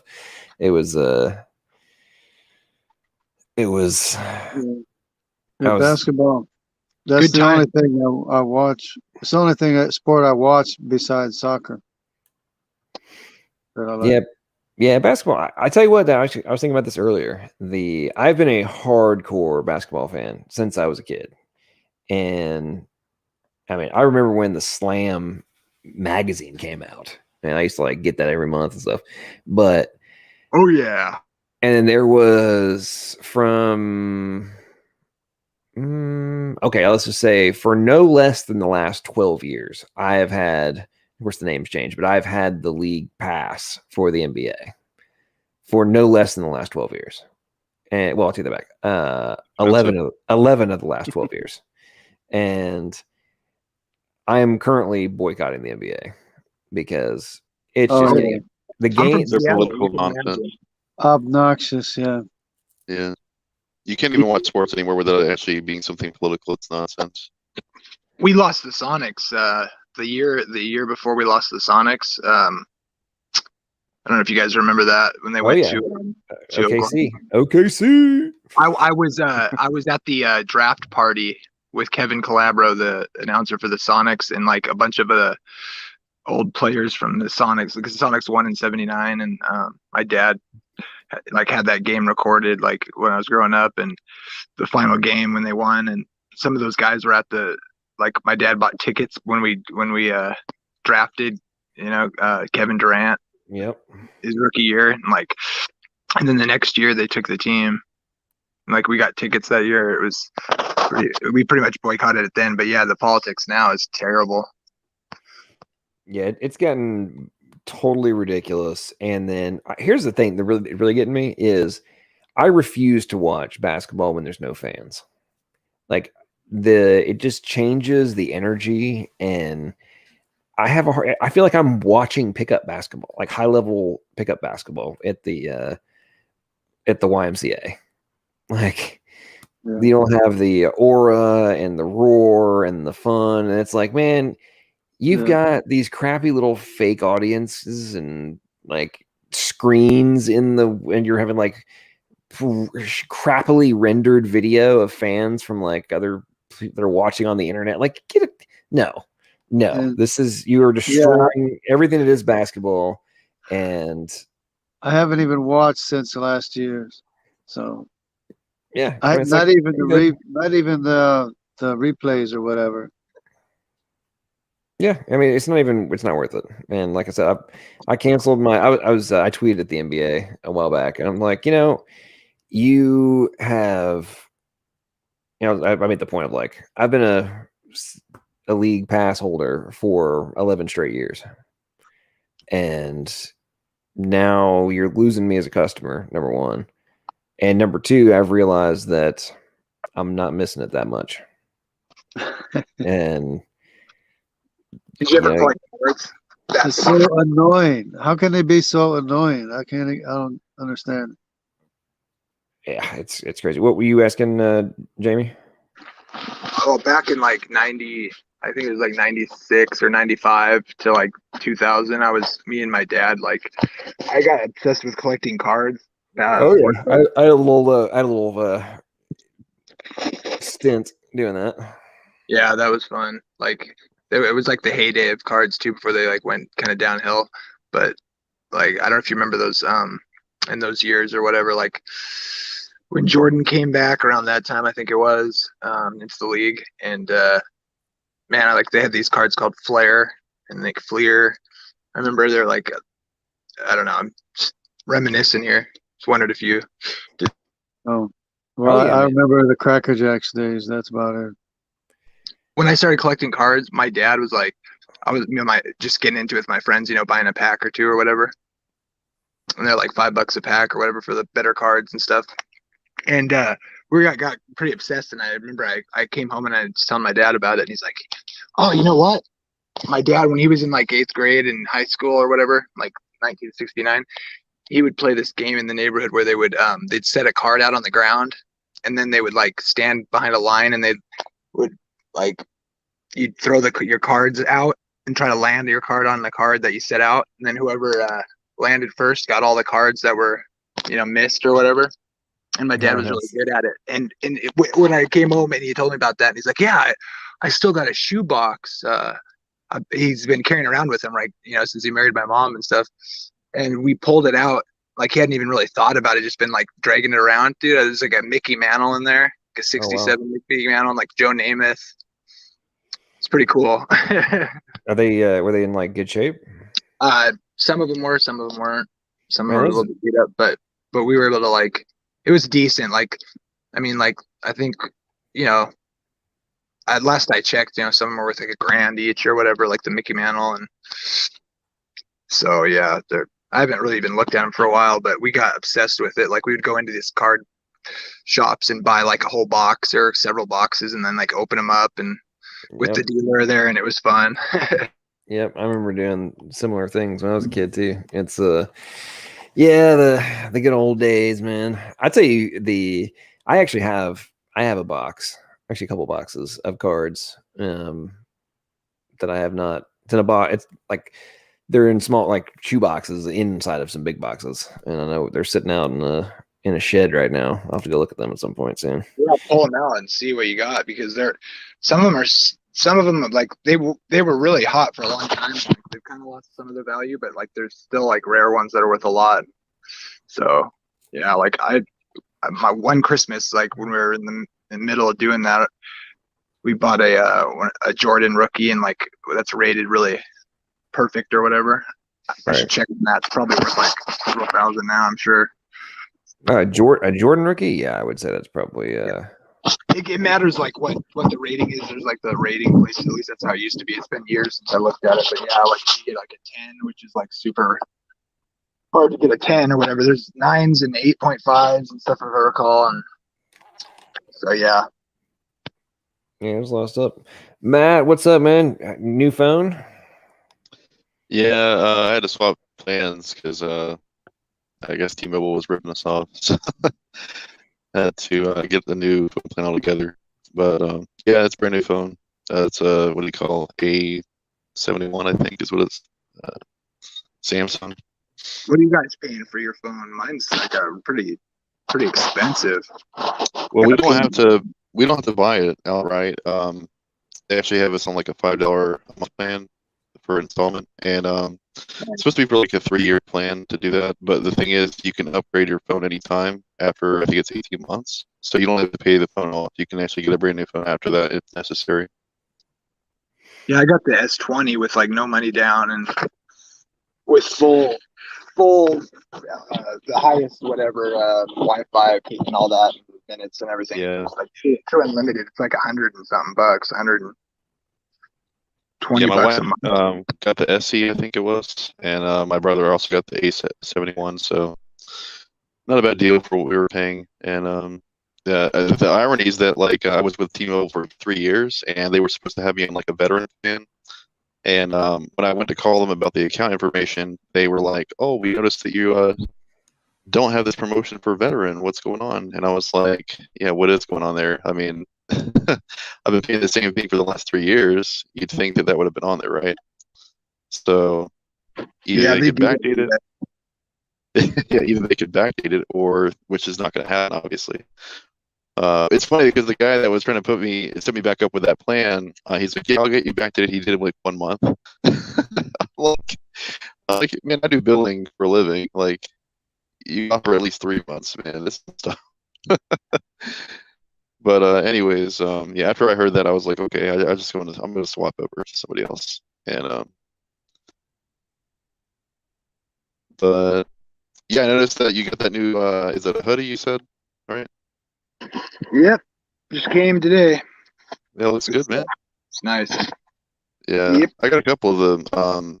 I haven't received them yet, but yeah, still waiting for it in the mail.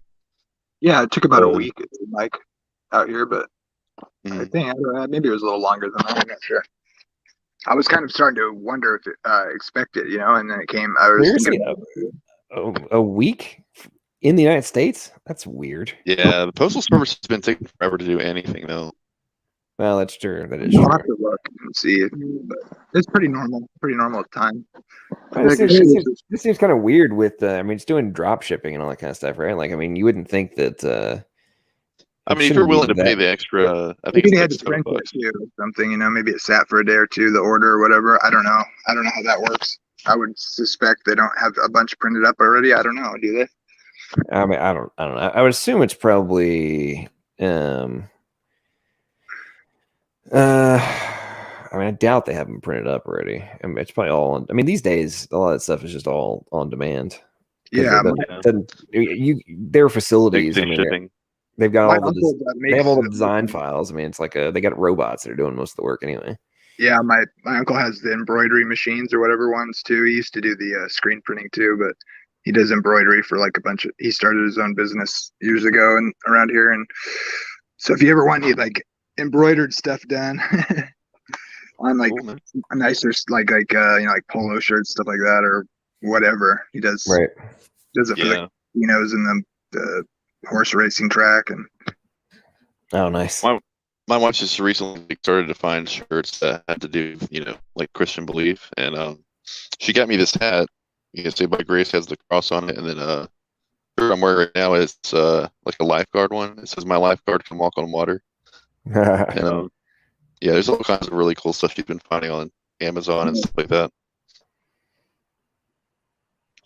You guys, I heard SFT is he's trying to put together a conference or something. Is that right? You guys know anything about that?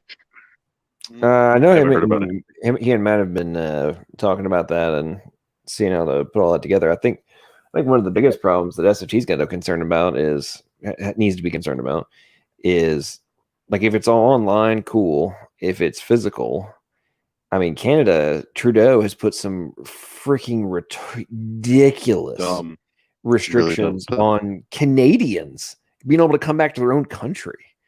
I thought he was over the border. Is he not? I can't remember. I know he said he was in Canada. I can't. Who SFT? Yeah. Yeah, I mean, he's close, but I mean, that's not the point. Like even Canadians, when they come back in, they're like being subject to quarantine and all sorts of kind of stuff. Like, oh yeah, I thought he said it doesn't matter. I don't need to like dox him or whatever, but. Wasn't it like Sweden or well, I don't know if it was Sweden or one of the other like northern countries there. They had actually started like quarantining people inside of the facilities for like months or something like that. If they were people were stuck out and from getting out and coming back in too for a while at least. I don't know how it is now. Okay, so quick sidebar. You guys want to have your minds blown from Boston Dynamics on yes, robot technologies? Yeah, go ahead. Okay, so what I'm going to show you guys, I just want to put this in context for all the Evo atheists in here, okay? Number one, they're bio-inspired, okay? So they're trying desperately to copy mimicry. Yes, the movement capacity and the functional capacity of biological systems.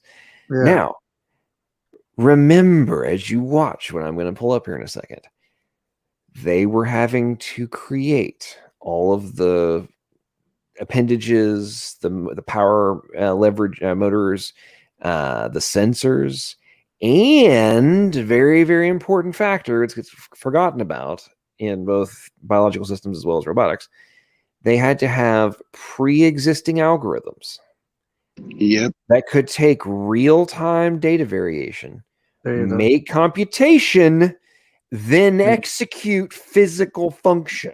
Okay. Which is like an enormous transcription in three-dimensional space. In real time.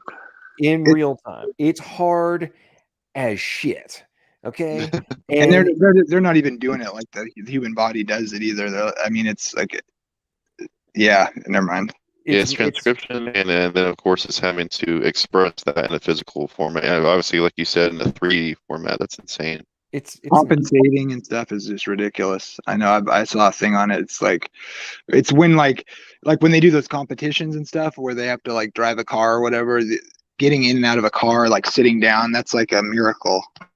Yeah. It's nuts. Okay, so by the way, this stuff is what you'll ultimately end up seeing at all the robotics is amazing, and I'm like, okay, and it's also freaking me out a little bit. But the okay, so autonomous running jumps over obstacles. Okay, they're good at that. They're pretty good at that. I've seen. It's like the unexpected off balance stuff and like sudden changes. Well, hang on. They've started to account for that too.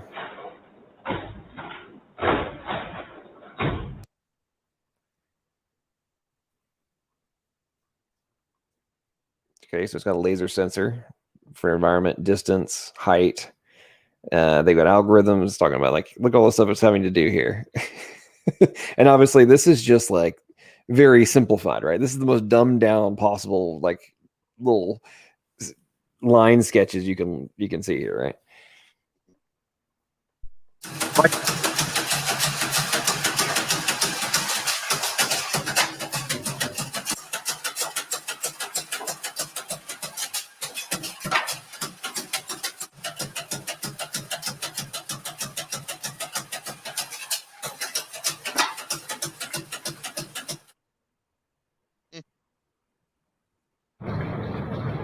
Without a change the harness.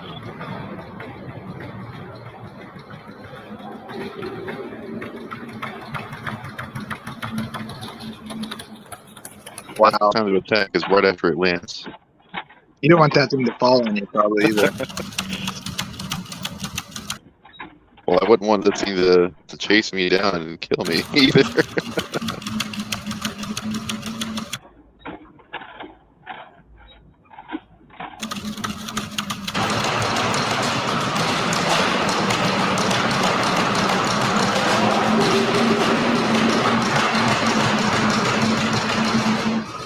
Okay, so yeah. They want to use that. Obvious. I'm just. Oh, absolutely. I mean, DARPA. It's DARPA funded. Pack weight and stuff. Okay. Awesome. So now let's contemplate this for a second. Is there anybody on this planet who would actually argue that somehow where the heck was the other ones? That stuff could have happened without the actions of intelligent agents, like being 100% required. Could that ever happen? And to put this in context, we're now going to watch a little video of then now kind of stuff, right? Showing look at life. Showing the evolution of the technology. But is the evolution that you're going to observe the actions of intelligent agents? Let's baby steps, John. Baby steps.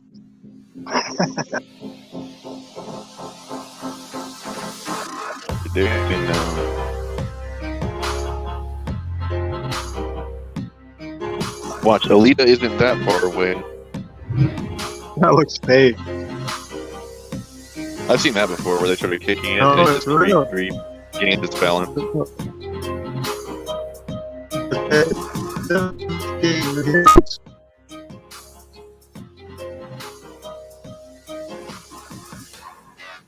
Help me.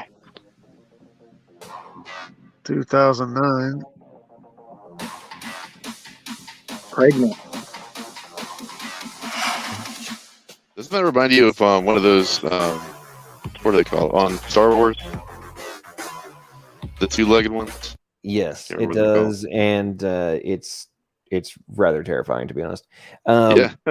Okay, so as you're watching, and it gets even more crazy as this goes along, but the human, like the legs and stuff they had walking, when you looked at that, that's okay.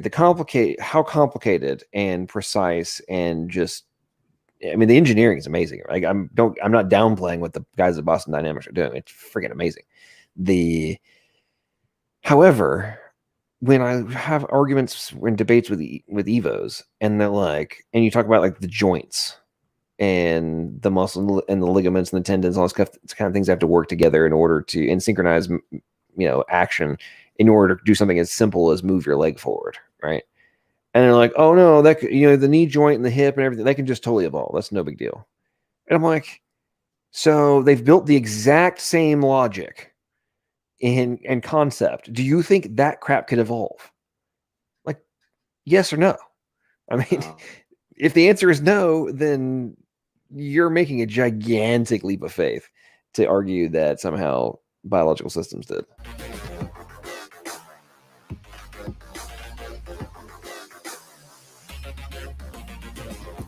And that one is straight out of Star Wars right there. Straight out of Star Wars.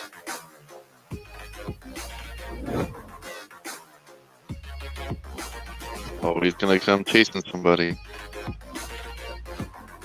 Dude, by the end of this clip, you're gonna be, if you think this is like, yeah, you're gonna be scared shitless.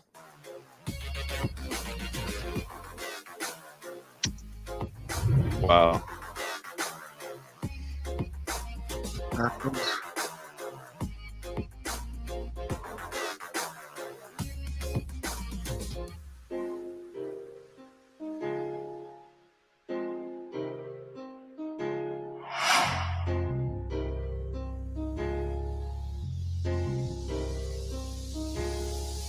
Wow. Yeah. Well, I haven't seen that one. I don't remember seeing that one.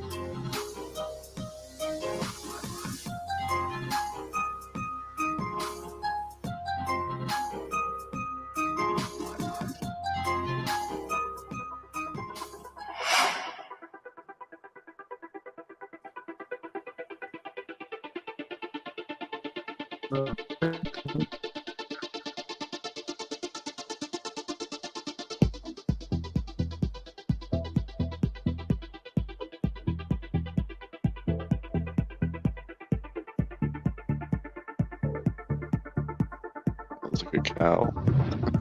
Okay, so this about here in this clip is where I started getting really creeped out the first time I watched this. Oh yeah, this is good. You can buy a cheetah for like 75K, I think. Yeah, I think they talk about it in this video later. Yeah, there's like 74 grand, I think, something like that.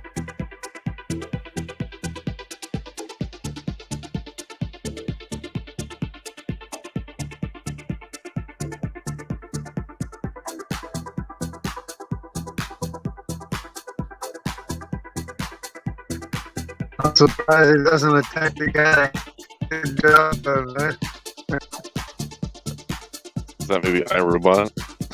Some channel that does FX stuff or whatever took that clip and made it into like a. That would give me nightmares. They made like a comedy video where it's shooting, where they're like, they make it seem more advanced than it is, but they use the clips like that one with the hockey stick and the guy like they have guns and stuff. It's pretty funny. I forget what channel it is, but it's pretty funny.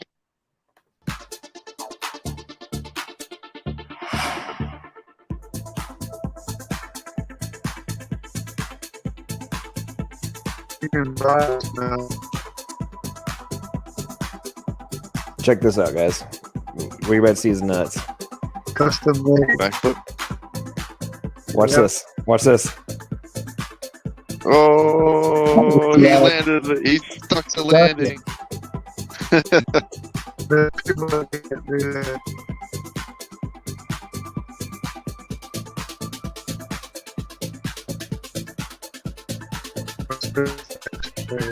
Oh man, It's like, yeah, it's disturbing. It's a you just a can't get small away from creature. these things. They'll figure out how to get to you. Reminds me of that scene from Jurassic Park where the raptors come into the kitchen. Well, and Boston, the city of Boston and the city of New York bought a bunch of these, by the way, and they had them running around during the lockdowns. It's on video. gosh.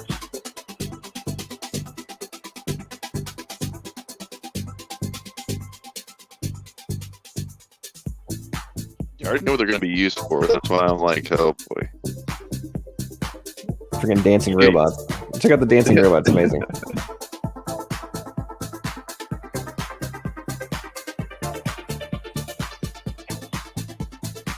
That's interesting.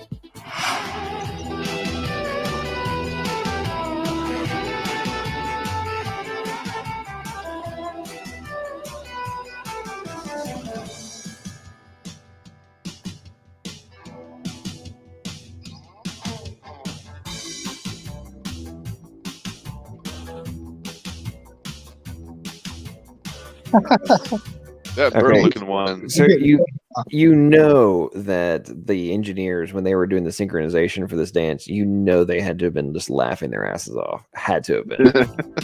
Yeah. Probably. That bird-looking one has a counterweight. It's probably going to get a lot easier to program them with Oh, yeah. imagine that they're gonna get so much better with the efficiency. I mean, Yeah, it's incredible. The I'm trying to remember if I'd seen another one. But yeah, that when I watched that video, man, or well, there's some other ones I watched too, but I was just like, you have got to be kidding me. That is it's amazing, but Hey, John, if you find what's if you that? find that clip of from SJ, sorry, I'm lagging. If you find that clip of SJ from that morning or whatever, put it in the private chat. I'm gonna shut my mic off because I'm lagging behind you guys. Okay. hey, sorry, Go ahead, Matt. Go ahead, Matt. I was gonna say, I watched this video earlier from Dr. Kyle Bailey, where he's talking about Matt Dillahunty, right? And it was this clip that he put in there from, I guess it was, I don't know how long ago it was. It had to be several years ago. But there was this kid that called in there and was calling him and all of his BS, and actually had some pretty good knowledge on like the historicity of the Bible and things like that. This kid made a counter video to the stuff that was posted because, of course, they like edited the original conversation on the atheist experience. And man, I was like laughing so hard at how much he destroyed Matt Dillahunty in that video. I think he posted it earlier today. If you're interested in watching it, you don't have to watch it here, of course. I could probably find it later. Yeah, it was good. That was good. All right, okay, what was the what would I search for? Just put in Dr. Kyle Bailey. It's Bailey. Hold on. Dr. Kyle. Yeah. Bailey. Bailey, yeah, and he's an apologist. And he, I mean, I don't like all his videos, but he does some pretty funny ones sometimes because he'll put like a lot of memes and stuff in the background, gifs, people laughing at people doing stupid things, basically. Matt Dillahunty gets destroyed by homeschooler kid. Okay. That's right. That's the one. All right. Let's see. Welcome, Emery. How you doing? I'm doing all right. How about yourself? Man, I'm hanging in there, having a good time, getting some good chuckles. Yeah, and it's like you were enjoying dancing robots is when I got here. I mean, dancing robot. I mean, how can you not like dancing robots? I mean, are you gonna be creeped out? Yes. But the point that I was making, that I would have thought you would have appreciated, Emery, was the entire premise that while that technology is extraordinarily cool, given the fact that it is attempting biomimicry, unless you're willing to argue that that technology, whoa, crazy thunderbolt next to me. Wow. Unless you're willing to argue that that technology could somehow, good grief, can y'all hear that rumble? Yeah, I can hear the thunder. A little bit. I think you got what missed me. It missed me, and I think you're getting what missed me. Oh, dude, no, man. This past weekend, hardcore storming. Nashville on Saturday had the most rain in a single day in recorded history. Wow. There's like massive flooding. Yeah, there's quite a bit of stuff that's gone down here in Nashville, but trees everywhere. My neighbor's trees fell over across the street. Somehow I didn't get hit, and then I lost power temporarily, but came back pretty quick. Other people, there was like 30-something thousand people without power, and we had like a 30-minute hailstorm. It was nuts too. I just got home. I walked upstairs, and all of a sudden I heard all this like crap hitting the windows. I'm like, what the? Yeah. And I went to the window, and it was like, I'd say that what I was getting was probably nickel size hailstones, and which is not very common. Hail is not common in Nashville, and apparently not too far away from me, but about 10 miles. There were like golf ball size hail. Wow. It was pretty hardcore for like about 30 minutes. My cars were inside when it started to hail. Yeah, I was kind of worried about my car, but thankfully, I had it under a tree. I pulled up in my driveway next to my house, so my house was kind of in the overhang from the house, covering it a little bit, and then there's like trees. So thankfully, it blocked the majority of it, hit my car. But okay, let's see. So homeschooler, is this look like the right one? That's the right one. Yeah, okay. Should be. All right.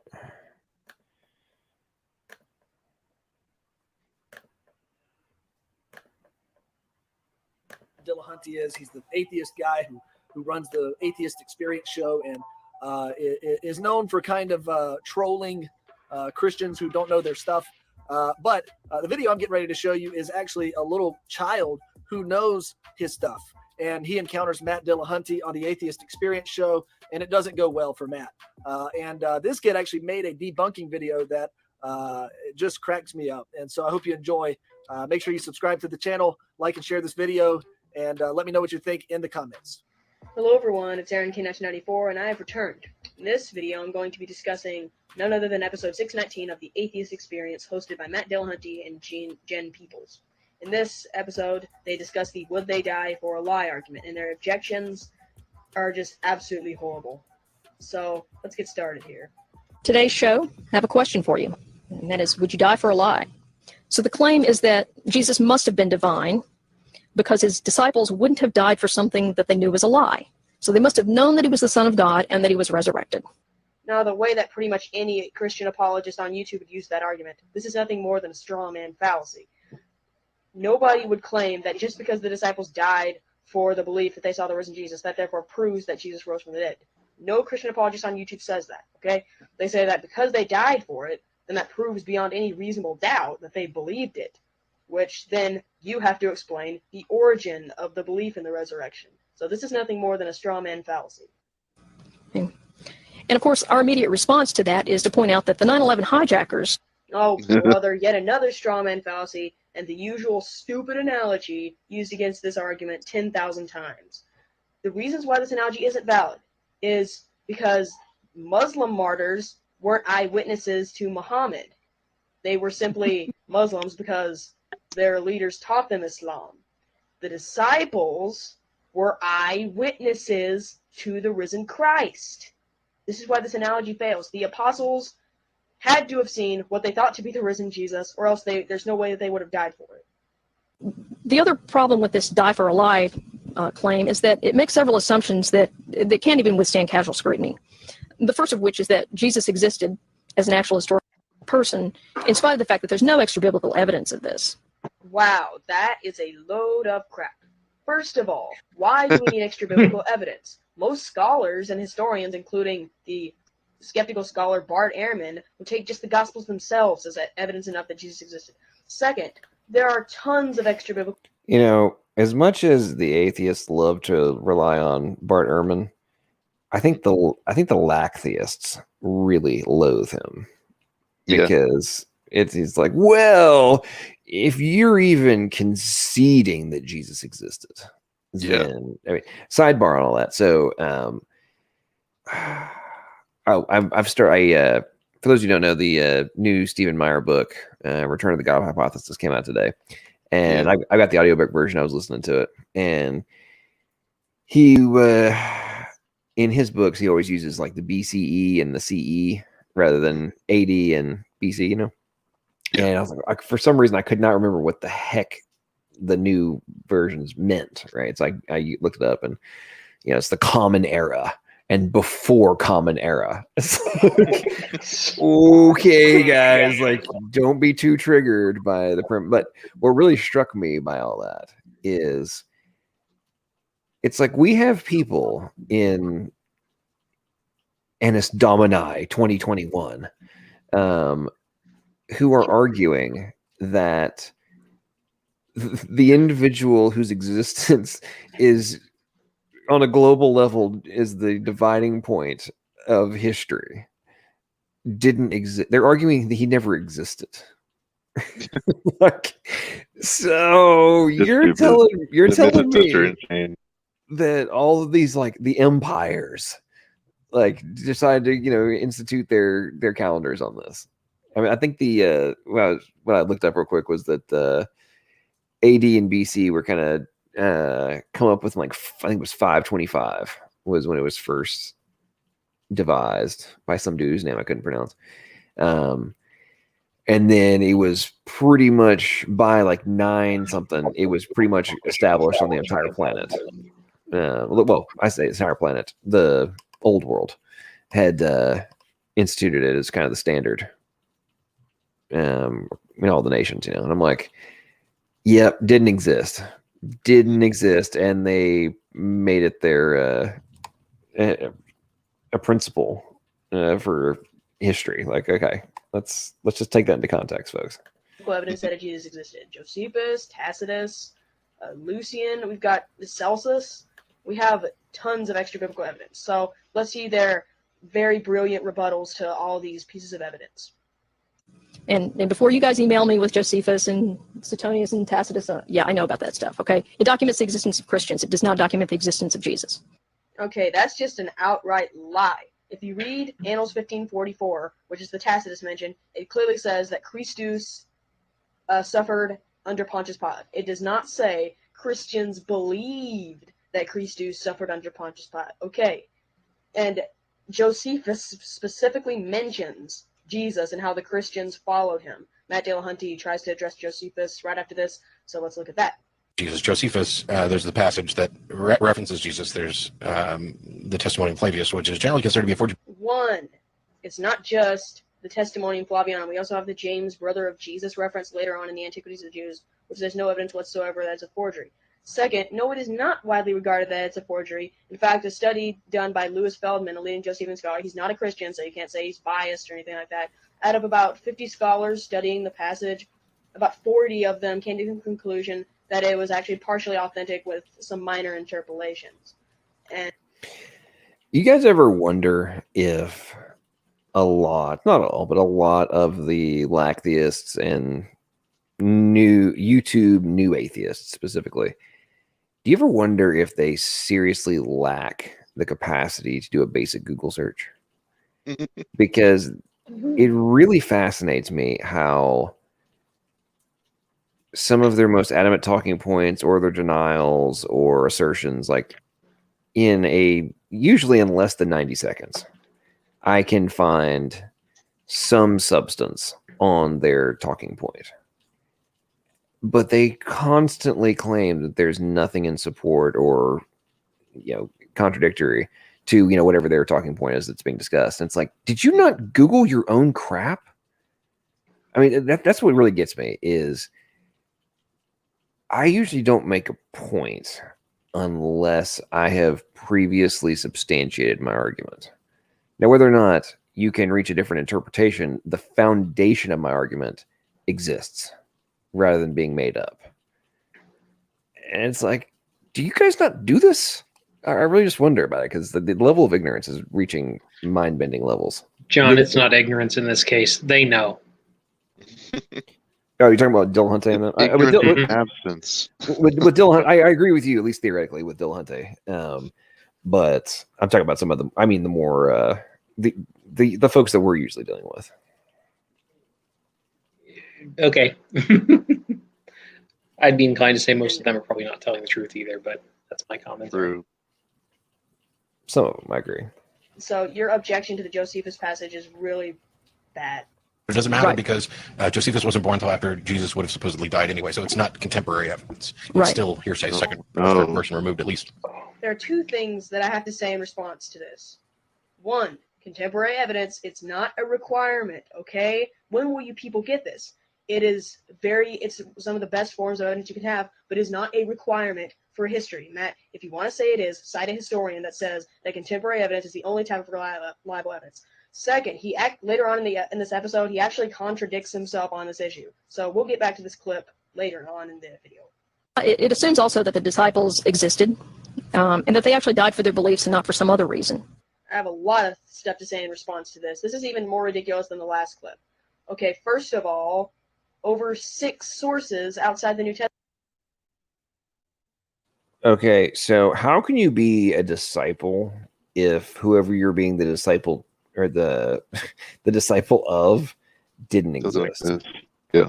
I mean, isn't that like a contradiction in plain sight? You're just prima facie, like, so I admit that they're disciples, but there was no rabbi. And like, I built this brick house, but there was no house. I mean, I'm a Shaolin monk, but there was no Buddha. I mean, it's so stupid. It's amazing. It really. Well, we know that Matt Dillahunty has taught Godless Engineer well. Testament attests to not only the existence of the apostles, but that they also died for the conviction that they saw the risen Jesus. Secondly, the Gospel of Luke attests to this also. So that is evidence. Do not say, oh, circular reasoning is in the Bible, unreliable, blah, blah, blah.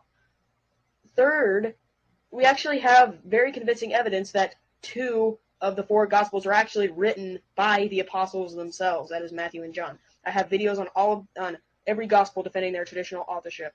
And this clip was just really, really absolutely ridiculous. And it also assumes that, assuming the disciples existed and Jesus existed and everything, that's all historically true, absent the miracle claims, or even including the miracle claims, assuming all that's true, that they were simply not deceived. They could have just been deceived. Care to elaborate a little, Jen? That's a pretty simplistic explanation of the origin of belief in the resurrection. 2 more things to say in response to this. First of all, the disciples were, he later says that it could have been an illusionist. So this is a response to that point. First of all, the disciples were in close contact with Jesus for 2 to 3 years. They would know if it was the real Jesus or just somebody posing as him. Second of all, what motive would a guy have just running around posing as the risen Jesus? What motive would they have? That's my question. So as I'm watching this, naturally, I'm appalled at all these ridiculous things that they're saying. So I later call into the show. Unfortunately, the people in front of me blabbered on for hours, so I only had 4 or 5 minutes to say what I was going to say. So let's review that call and see what Matt Dillahunty has to say in response. Okay, when addressing the ex-biblical evidence.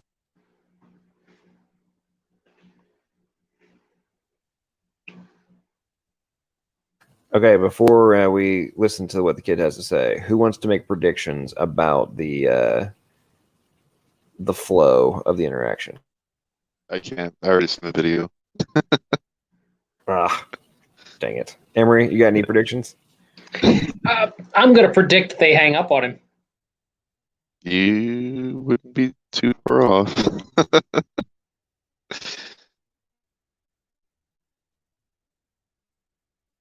Oops. Jungle, you have any predictions? I think they'll argue, yell, and scream and hang up. I don't know. A lot of this. Little hand waving. All right. Man, that rain is coming down. For Jesus, I'm not going to go into Josephus because that just takes way too long, but let's just do Tacitus really quick. Okay, you say that Tacitus, he only referenced Christians, and this it's false. If you go to the Annals 1544, which is a section, it says Christus, the founder of the name, suffered at the extreme penalty at Pontius Pilate. It does not say... Yes. I agree with you. Did you think I hadn't read the Annals? Have you read that in the context? He is writing a letter asking what I do about these Christians. And when he talks about and mentions Christos, he's not relaying any evidence or testimony to that. He's talking about what these people believe to have happened. 1, Tacitus' Annals, they are not letters. They're history books. Secondly, no, if you read the passage in context, he's clearly recording that Christus, suffered at Pontius Pilate. Third of all, whatever. Let's take what Matt Dillahunty is saying, and that this passage is just the description of what Christians believe. Well, using that logic, it doesn't make any sense because later on, it's a clearly anti-Christian passage. He calls Christianity a mischievous superstition, hideous evil. So basically, he interviewed these Christians like, oh yeah, our religion's, it's mischievous, it's hideous, it's evil. This is absolutely ridiculous. Okay, you say he wasn't contemporary. Well, what I would say is contemporary evidence is not a requirement for history. You don't have to have a contemporary source. If you'd like to claim that, then could you please cite me a historian that specifically says that you need contemporary evidence? Why would I need to cite a historian? Well, out there, the people who know, What? Oh, this guy.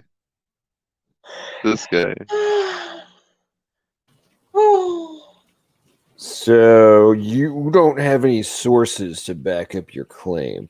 Why do I need sources?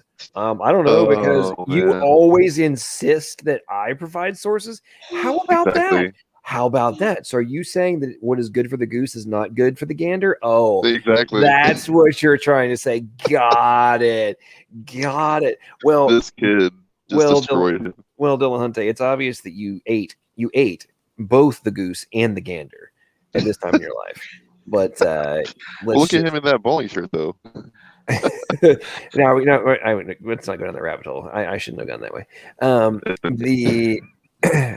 My point is that I may have to get that little clip and we may have to spoof Dillahunty on that one. Yeah, I was Why going would to I say need I mean, somebody. that needs to be. Yeah, so like I don't need a who said I need a historian? That is hilarious. Woo! So you're dismissing history and saying you don't need a historian to dismiss history. Yeah, at this point, he's going to become a meme by tomorrow. It's going to be ridiculous. The criteria for No. something as common as a crucifixion or something like that, you don't really need contemporary evidence. It's just what I'm saying. And I'm pretty much fine with that. Now, don't you find it interesting that in the earlier portions of the episode, he was clearly saying that contemporary evidence is the only kind of reliable evidence. He was just brushing off all the pieces of evidence just because they weren't contemporary. And even when I called and presented Tacitus, he's like, anyways, it's not contemporary, so you can't use it, it's unreliable. But then when I actually call him on it and ask him to provide somebody who actually knows what they're talking about, he suddenly switches his criteria and says, well, I'm okay with them not being contemporary. This is just double standards, and he just switched his criteria real quick to dodge my question. Dishonest. So this concludes my discussion on episode 619 of the Atheist Experience, and showing how they're just amateurs in history and they have no idea what they're talking about at all. And when they're called on the ridiculous statements that they said earlier in the episode, they switch their criteria real fast just to dodge your question. So thank you very much for watching, and have a nice day. Two things. One, okay, three things actually. One, my brain is still recovering from watching Dillahunty claim he didn't need a source. Two, we got to get that kid on the stream. Yeah, seriously. Three, he's probably not a kid anymore. He may be older than you now, Emery. I don't know how old that is, but three. Okay, well, let me get a little background before I go absolutely lose my mind. My growing up, one of my greatest passions was Roman history, and so I've read Tacitus and I've read Josephus all the way through, which I guarantee you Dillahunty has not done. And I'm sorry, there is no way you can support his understanding of their text. No, it just doesn't work. You can't. If you actually read and actually try to understand what you're reading, not just quote mine like they regularly accuse us of, not just quote mine. If you actually try to read and understand, there is no possible way you can argue that Christ was not a historical person. None. Zero. Exactly. But see, what they're trying to do here, and what they're trying to do is they're trying to push. They don't want to actually argue whether Jesus was God, because they'll know they'll lose that argument, because they know that there's evidence for the resurrection. They know that there's evidence for Christ's deity. They know that. And so what they want to do is they want to push it back to something where it's hard, where they think they can just keep the argument at a place where they can make the rules, because they can just throw out any claim they don't like as we don't, dismiss that evidence. That's why we've gone there. Thank you, Carrier, for getting us there. That's why I pulled that video earlier with the Lutheran satire, because I thought it perfectly matched the situation. I mean, what Richard Dawkins is trying to do in that video, obviously, is exactly what he does in his book, the God Delusion. And they characterized him perfectly in that video. I just thought it was hilarious how they pulled that off. But I didn't get to see the Lutheran satire video. I know you guys played it, but I got a call from my family while the stream that was going, so I didn't get to watch it. But I know a little bit about their stuff, and it's generally pretty funny. But you just the Lutheran satire at Richard Dawkins. It's pretty hilarious. Yeah. But I mean, I'm sorry, my brain is still I don't need a historian. You know what's funny about Richard Dawkins is that over the last, he's been around since the 70s, but kind of got famous late 90s, early 2000s. He was fairly well known in the world of biology before that. It was when he started writing for the general public in I think the 80s is when he started writing for the general public, is when he started getting his real notoriety. No, I mean, I think one of his main papers was 76 or 78. Yeah, he's been writing mostly on sexual selection, selfish gene, evolutionary biology for years. Yeah, well, he hasn't written anything scientific in a long time. I'm talking about from a research perspective, but I think he's quasi-retired at this point, and Yeah, he's I not mean- in the greatest of health. oh yeah, I mean he's in his late What is he, 70s. like 75 now? I think he may be older than that now. Yeah, he could be. I'd say he's probably getting close to 8. Let's see. How old is Richard? I've seen pictures of him recently. He's starting to look like he's 80. Oh, 80. Wow. He made it further than my grandfather. Crazy. But the point I was going to make is that the irony with him is, his selfish gene dogma now is, it's almost an outlier concept now. It's not it's in no way, shape, form, or fashion the dogmatic, Don't be too sure of that, John. Well, it's still getting taught. It's still getting taught as the. Oh, I'm not suggesting it's not getting taught. Well, no, I get that. I mean, in the context of like the actual application, because I've read papers from people specifically on the concept, and like the first page and a half was like, the appropriate, flowery language in favor of Dawkins, and then but now based on current research. This may not be the, right. Yeah, no, I get that. I get that they have some other ideas bouncing around out there right now, besides Dawkins' selfish gene, but it is still a big player in the field. It is still something that is highly favored by particularly a lot of older researchers who came of age or in roughly the same age time that Dawkins did. Yep. Yeah. No, I completely agree with you that everything you just said, 100% agree with. It's very true. And it's, that whole statement of, like innovation and new paradigms never begin until the old die or the old guard dies or whatever it is. Essentially something like that. Scientific revolutions don't happen until the old guard dies off. Something like that. Yeah. That's why I take so much of it's why I find it so ironic that the Evotards love to cling to this consensus. I'm like, so very strong probability the consensus may not actually be the most cutting edge. Just saying. It's what always gets me about that is like from the business world, it is a recognized premise that the big companies are usually very slow, not innovative. And there's a whole reason they do follow growth by acquisition models, because the new paradigms are usually almost always created by innovative, lithe, pivot-friendly startups, and then they grow to a size, and then they get acquired, and the model might get implemented, it might not, but it's like. You do realize this logic applies like everywhere, right? Like it's not just in business. There's a reason that I'm not suggesting you just dismiss all of the old positions. Just like in business, you don't dismiss all of the old tenets of of industry in favor of we're going to completely reinvent the wheel every generation. Like, no, that's dumb. But it doesn't mean that you're going to be like, well, we figured out how to make self sealing tires. Let's go back to like the 1920s version. I mean, like, no, you're not going to do that. That'd be dumb.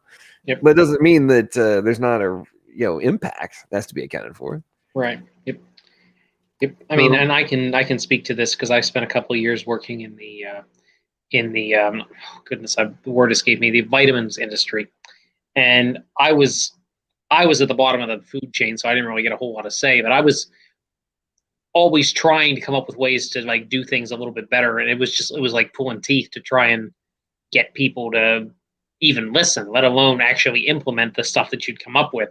And then the funny thing would be 6 months down the line, they'd come up and say, yeah, we're going to change it and do it this way. I said, I told you to do that 6 months ago. Where were you? They stole your idea. That's an extremely common trend. It's very ironic. The one of the only non-self-employed positions I've had, I got brought in by this company they wanted to hire me because I had been involved in entrepreneurship, startup, all that kind of stuff, right? Mm-hmm. And they want to do some stuff in like startup equity. And anyway, long story short, I get Ron to do this. We ended up parting ways because they didn't. Right. Yeah. I wasn't complying with all of the status quo stuff because I had been hired to not do that. To like literally in the discussion, we had this whole like 2-month back and forth, and then like wanted me to come work for him. So we're on this back and forth. I'm like, look, I got no desire to go like work for somebody. Like, if here's what I'm working on, if you're interested in doing something, like, oh, we want something similar. Okay, cool, it makes sense. You get more resources than I do. Okay, blah blah. Anyway, so I come in. I'm like, so you hired me literally. And we discussed this for 2 months to come in. And because you recognized that you guys were being rather stagnant, you hired me to come in and figure out ways to grow the company, new ideas, new resources, yada, yada. And now you don't want me around because I'm not wanting to just comport with all the same stuff you're doing. I'm not following how this makes any sense. And yeah, I was like, we ended up going our separate ways, and I'm like, ended on good terms. But it's like, this makes no sense whatsoever. No, I mean, it kind of fits with my experience. Like, when I did my job when I was working at the vitamin company, I was in quality assurance, and my job was to make sure that the stuff we shipped out of the building had nothing wrong with it. And yet, every single time, I would tell them, hey, there is something wrong with product X. You shouldn't ship it. You know how many of those battles I won? If you don't use either hand, you won't need them. Yeah. And keep in mind, some of this stuff included like allergens that weren't labeled. In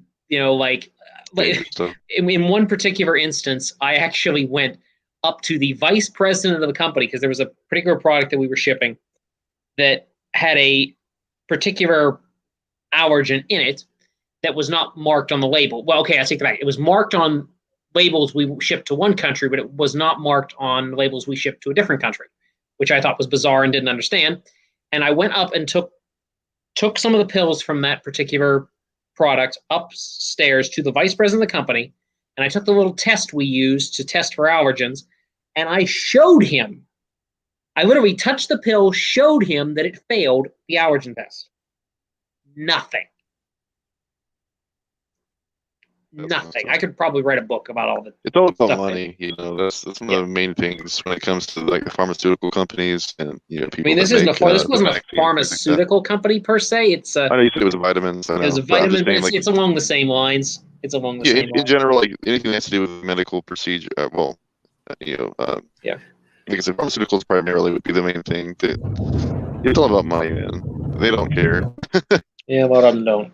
So you know what happened when you walked out of the office. He picked up the phone, called the general counsel, and was like, okay, so there's some allergens in this thing. We failed a test. It's going to XYZ city. What's the legal environment there? Can we buy off if there's any lawsuits, can we like buy off the judges? What's the regulatory environment? I mean, that would not shock me. Well, that's almost guaranteed. Well, if it's unlabeled, then there's no way for them to really track it. That's the problem. That is true. That is true. Unless somebody reaction, they wouldn't even know what chemical reagent or whatever what's inside of that synthesized component. Well, no, the label correctly labeled the ingredients, but it didn't label that there was an allergen in one of the ingredients. So they could theoretically, if they'd had a little bit of knowledge of the various different ingredients and what they were, you could have determined what the allergen was if you were fairly savvy.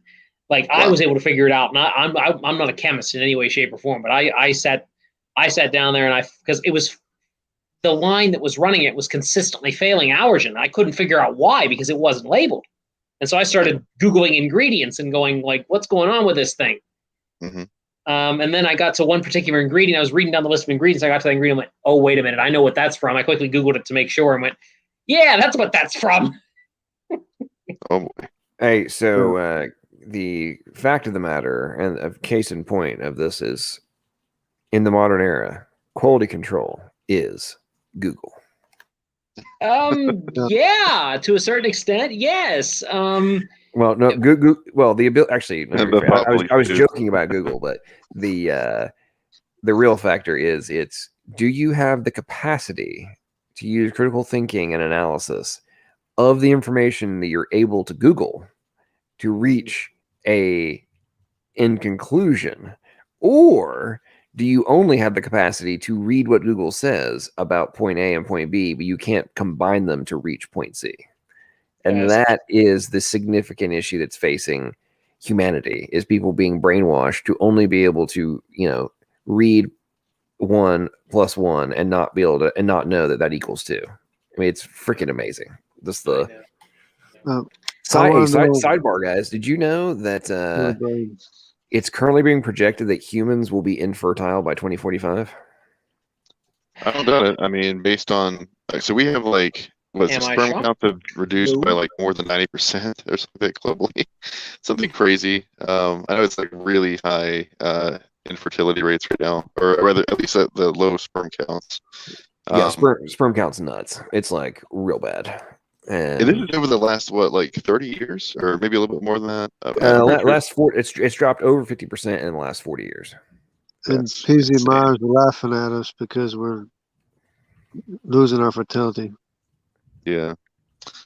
Yep. I mean, when you think about that, they're like, so. And the article I was reading, I read about this a couple weeks ago, and then there was another article today about it, and the researcher they interviewed was like, yeah, so we're reaching the point, and at this rate of decline, in vitro fertilization and stuff isn't that's not going to solve the problem.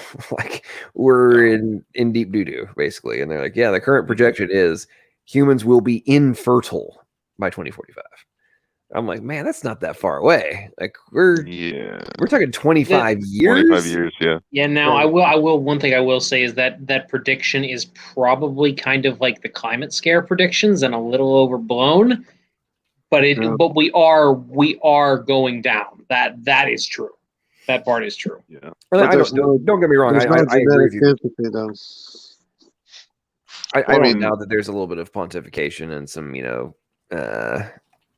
sensationalization of the issue. However, when you look at all the other factors of the skyrocketing diseases in the youth, and I mean, it's there's obvious genetic decay that is in full scale mode. And then when you think about it from the perspective of, from our model, from our perspective, the billions of people that are being popped out are only accelerating this problem. I mean, significantly accelerating the problem, at least from my perspective. And it's we're ending up in some deep doo-doo, folks. Now, I will say there probably is a way this actually might be worse if it wasn't for some of the globalization going on, because it's leading to people from different parts of the world getting married and therefore masking mutations a little bit more. Yeah, but that's only going to slow that. That's not a solution. It's a slowdown. But here's the thing: that concept you just put forth is really actually very contained. It's written in the Bible. I mean, let's just be honest. Almost 3 billion of the 8 billion people on the planet are in 2 countries, both of which are not having what you just described. That's true. That's true. True. And that's just a fact. Unavoidable fact. Are you guys aware? One of which is, go ahead, Daniel. Are you aware, like Emery, that Daniel says that people, there's a prophecy that says people will do just that they will mix their seed? I mean, not surprised. It says in Daniel that people are going to mix their seed, except they're still not going to mix ideologically. Right. They're not going to hold together, he says. The one issue, though, is I think, particularly with China, they are actually having to import a lot of brides into China because of the one-child policy. Yes, they are. It's very ironic. It's horrible thinking about that too. I watched a video about that, and oh my gosh, I actually started weeping. It was that bad. The orphanages there are just I can't. Yeah. It's the worst thing you can imagine for children. Let's just put it that way. It's horrible. Yeah. Yeah. But I was going to say, as far as like that prophecy, though, or sorry, what was talked about in Daniel, you're talking about the iron mixed with miry clay. Is that what you're talking about? Yeah, it says the nations will mix their seed, and yet they will not hold together. Yeah. What's the reference on that, Jungle? I think it's It's the Daniel 6. Is it? Yeah, it's the one where iron mixed with clay. Yeah, that's right. It's when Nimrod had the. I'm sorry. Nimrod had not Nimrod. Nebuchadnezzar had the dream. Let's say Nimrod. How did Nimrod get to the book of Daniel? Sorry. Yeah. I was thinking Babylon, but it's just, I mean, you know. So yeah, and Nebuchadnezzar II, he's the one that was there at the time, and he had a dream. It was supposed to be of like a statue, right? The head is supposed to be gold, the chest is silver, you know, the waist down is like bronze, and then there's I can't remember all of the other stuff. I know that the feet were iron mixed with miry clay, and so. Does anybody find it? I can't. I would pull it up, but I can't read it. I'm on my phone. Anybody That's fine. find I think it's Daniel 2 you're talking about. Is it? It's Daniel 2. That's where that image is, and the image's head was of fine gold, his breast and arms of silver, his belly and thighs of brass, and his legs of iron, his feet part of iron and part of clay. Right. And then the interpretation. Yeah.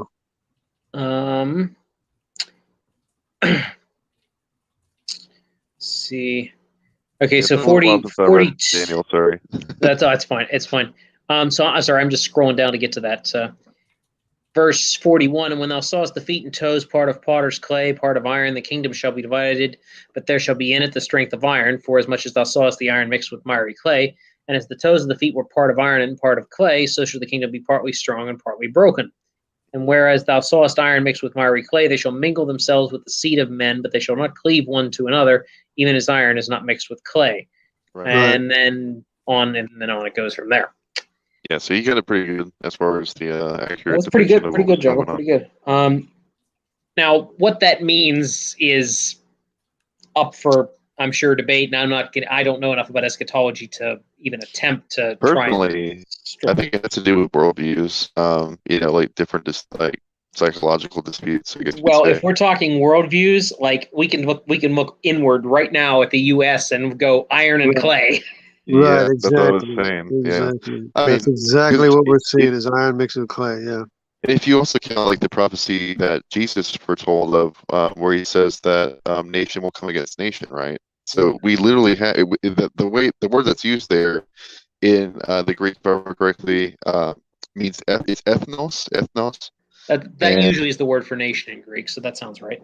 Right. Well, which what that means is, of course, is ethnicity in the sense of like your, you know, like nationality, kind of thing. Yeah, cultural.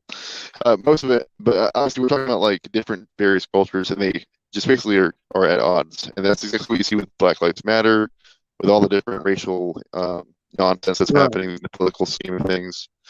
I mean, it all seems to kind of come together when you start to look at it that way. But yeah.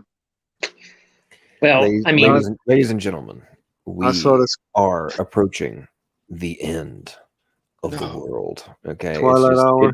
It's freaking obvious. Like it's the end of the world. I mean, it's going to be good for us, unfortunately, really bad for everyone else. Especially if you take into account, because we were talking about hail, you know, just the segue from that.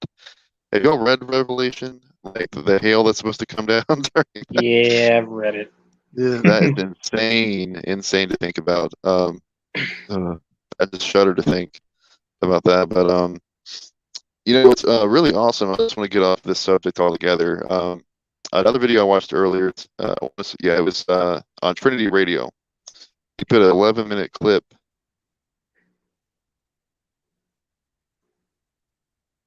You can play that?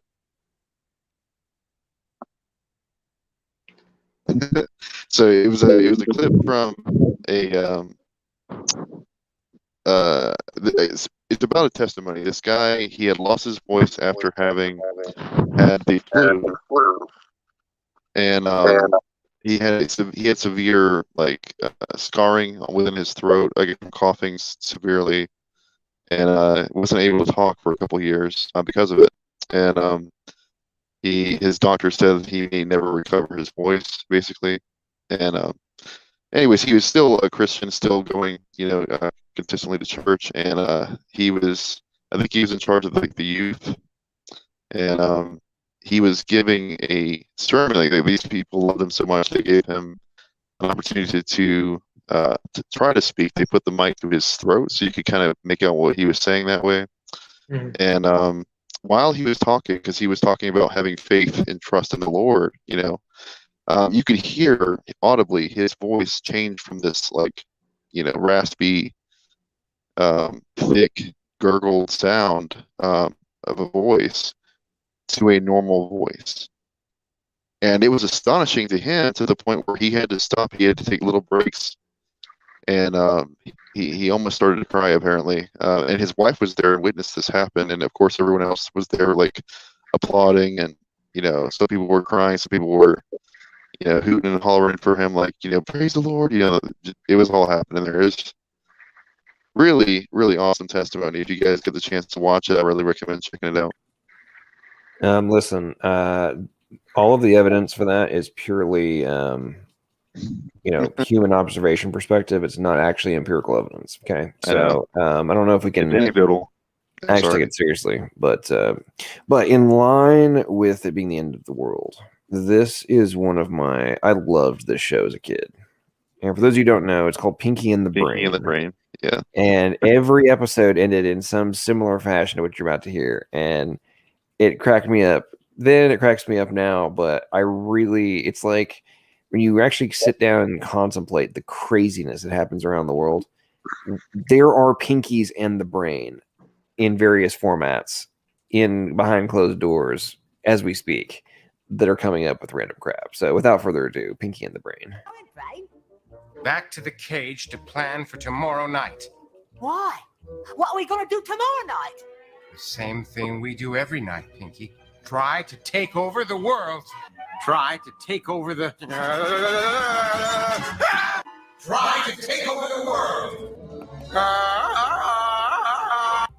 Try to take over the... Ow! Perhaps we should sit out a night. Try to take over... That was Joe Biden. For the world from Choice DeWitt. Try to take over the world to save it from the real supervillains. Nancy Pelosi. Try to take over the world with the Ted Turnerator. Try to take over the world without Larry. Try to take over the world without supernatural assistance. we know the atheists, that's what they feel right there. Try to take over the world before another idiotic dance comes along. I have no idea. Take a wild guess. Try to take over the moon. Try to take over the yam. Try and take over Oz. Try to take over Chia World. Try to take over the globe. Theater. Run that stupid maze. Try and ditch Dudley Bohr. Trying to quit smoking.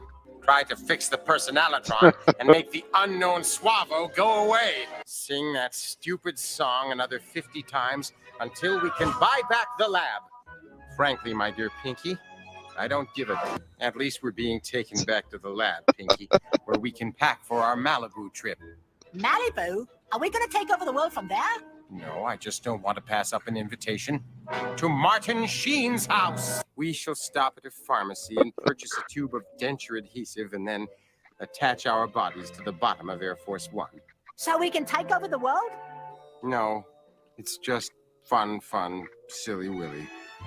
Narf. The same thing we do every night, Pinky. Try to get... take over. Oh, drat. Line. Cut. Reset. I'm sorry, Bobby. I've only said the line 1,000,000 times. Where are you going? Animaniacs was an awesome show. Yes, there was so much good stuff back then, man. That stuff just cracks me up. What are we gonna do tomorrow night, Pinky? this, right? The same thing we do every night, Pinky. Try to take over the world. It's I used to get some good chuckles out of that stuff. It might be illegal to have a video like that. I mean, a cartoon like that today. Because that's basically what they're trying to do. How dare you? How dare you make public what I'm actually trying to accomplish? Well, here's the thing, though. They don't actually hide a lot of it now, which is what's really amazing to me. Like this whole move that's being made right now with the vaccine passports that they're rolling out in New York right now. They're doing it in other countries. I mean, today, DeSantis of Florida, he publicly stated that like we will not be complying, and I will take executive action as governor to forbid its enforcement in my state. And he's also said if they don't by the summer, I think gave him till June 1st to remove the CDC restrictions on the cruise ship industry. And it's basically like, if you don't remove these restrictions willful, of your own volition, I'm just going to make the order that we no longer recognize the authority in the state of Florida. And it's like, man, I'll tell you what. Where was that? All I want to know is where was that 6 months ago? Well, I mean, with DeSantis has been pretty strong. Yeah, no, I'm not blaming DeSantis necessarily. But I'm like, why did not every red state governor say this 6 months ago? Well, no, I agree with that completely. DeSantis, I have to give DeSantis massive amounts of credit for, because he kind of went it alone there for a while, and gave him what for. It's but they were always on the wrong side anyways. When Trump was closing down the country, they were against it. Yeah, true. I'd say the interesting thing happened in Tennessee today was the constitutional carry law finally passed.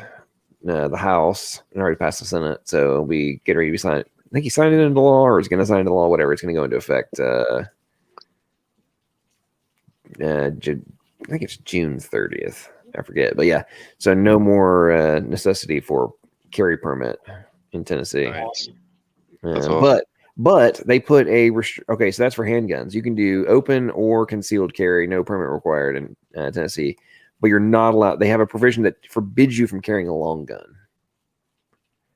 So that was weird. I'm like, most places have the reciprocal of that. Like you can carry a long gun, but not a concealed weapon. Like this is okay. Yeah. Well, what you should do then is go get one of those harnesses that you can just hide real well. I forget what they're called. I'm off to bed, folks. I have to work in the morning, so have a wonderful night, all. You too. Bye-bye. I think that's actually I had planned on stopping this at midnight. It's no worries. It's actually a good task for us. It's after 1 o'clock. Okay.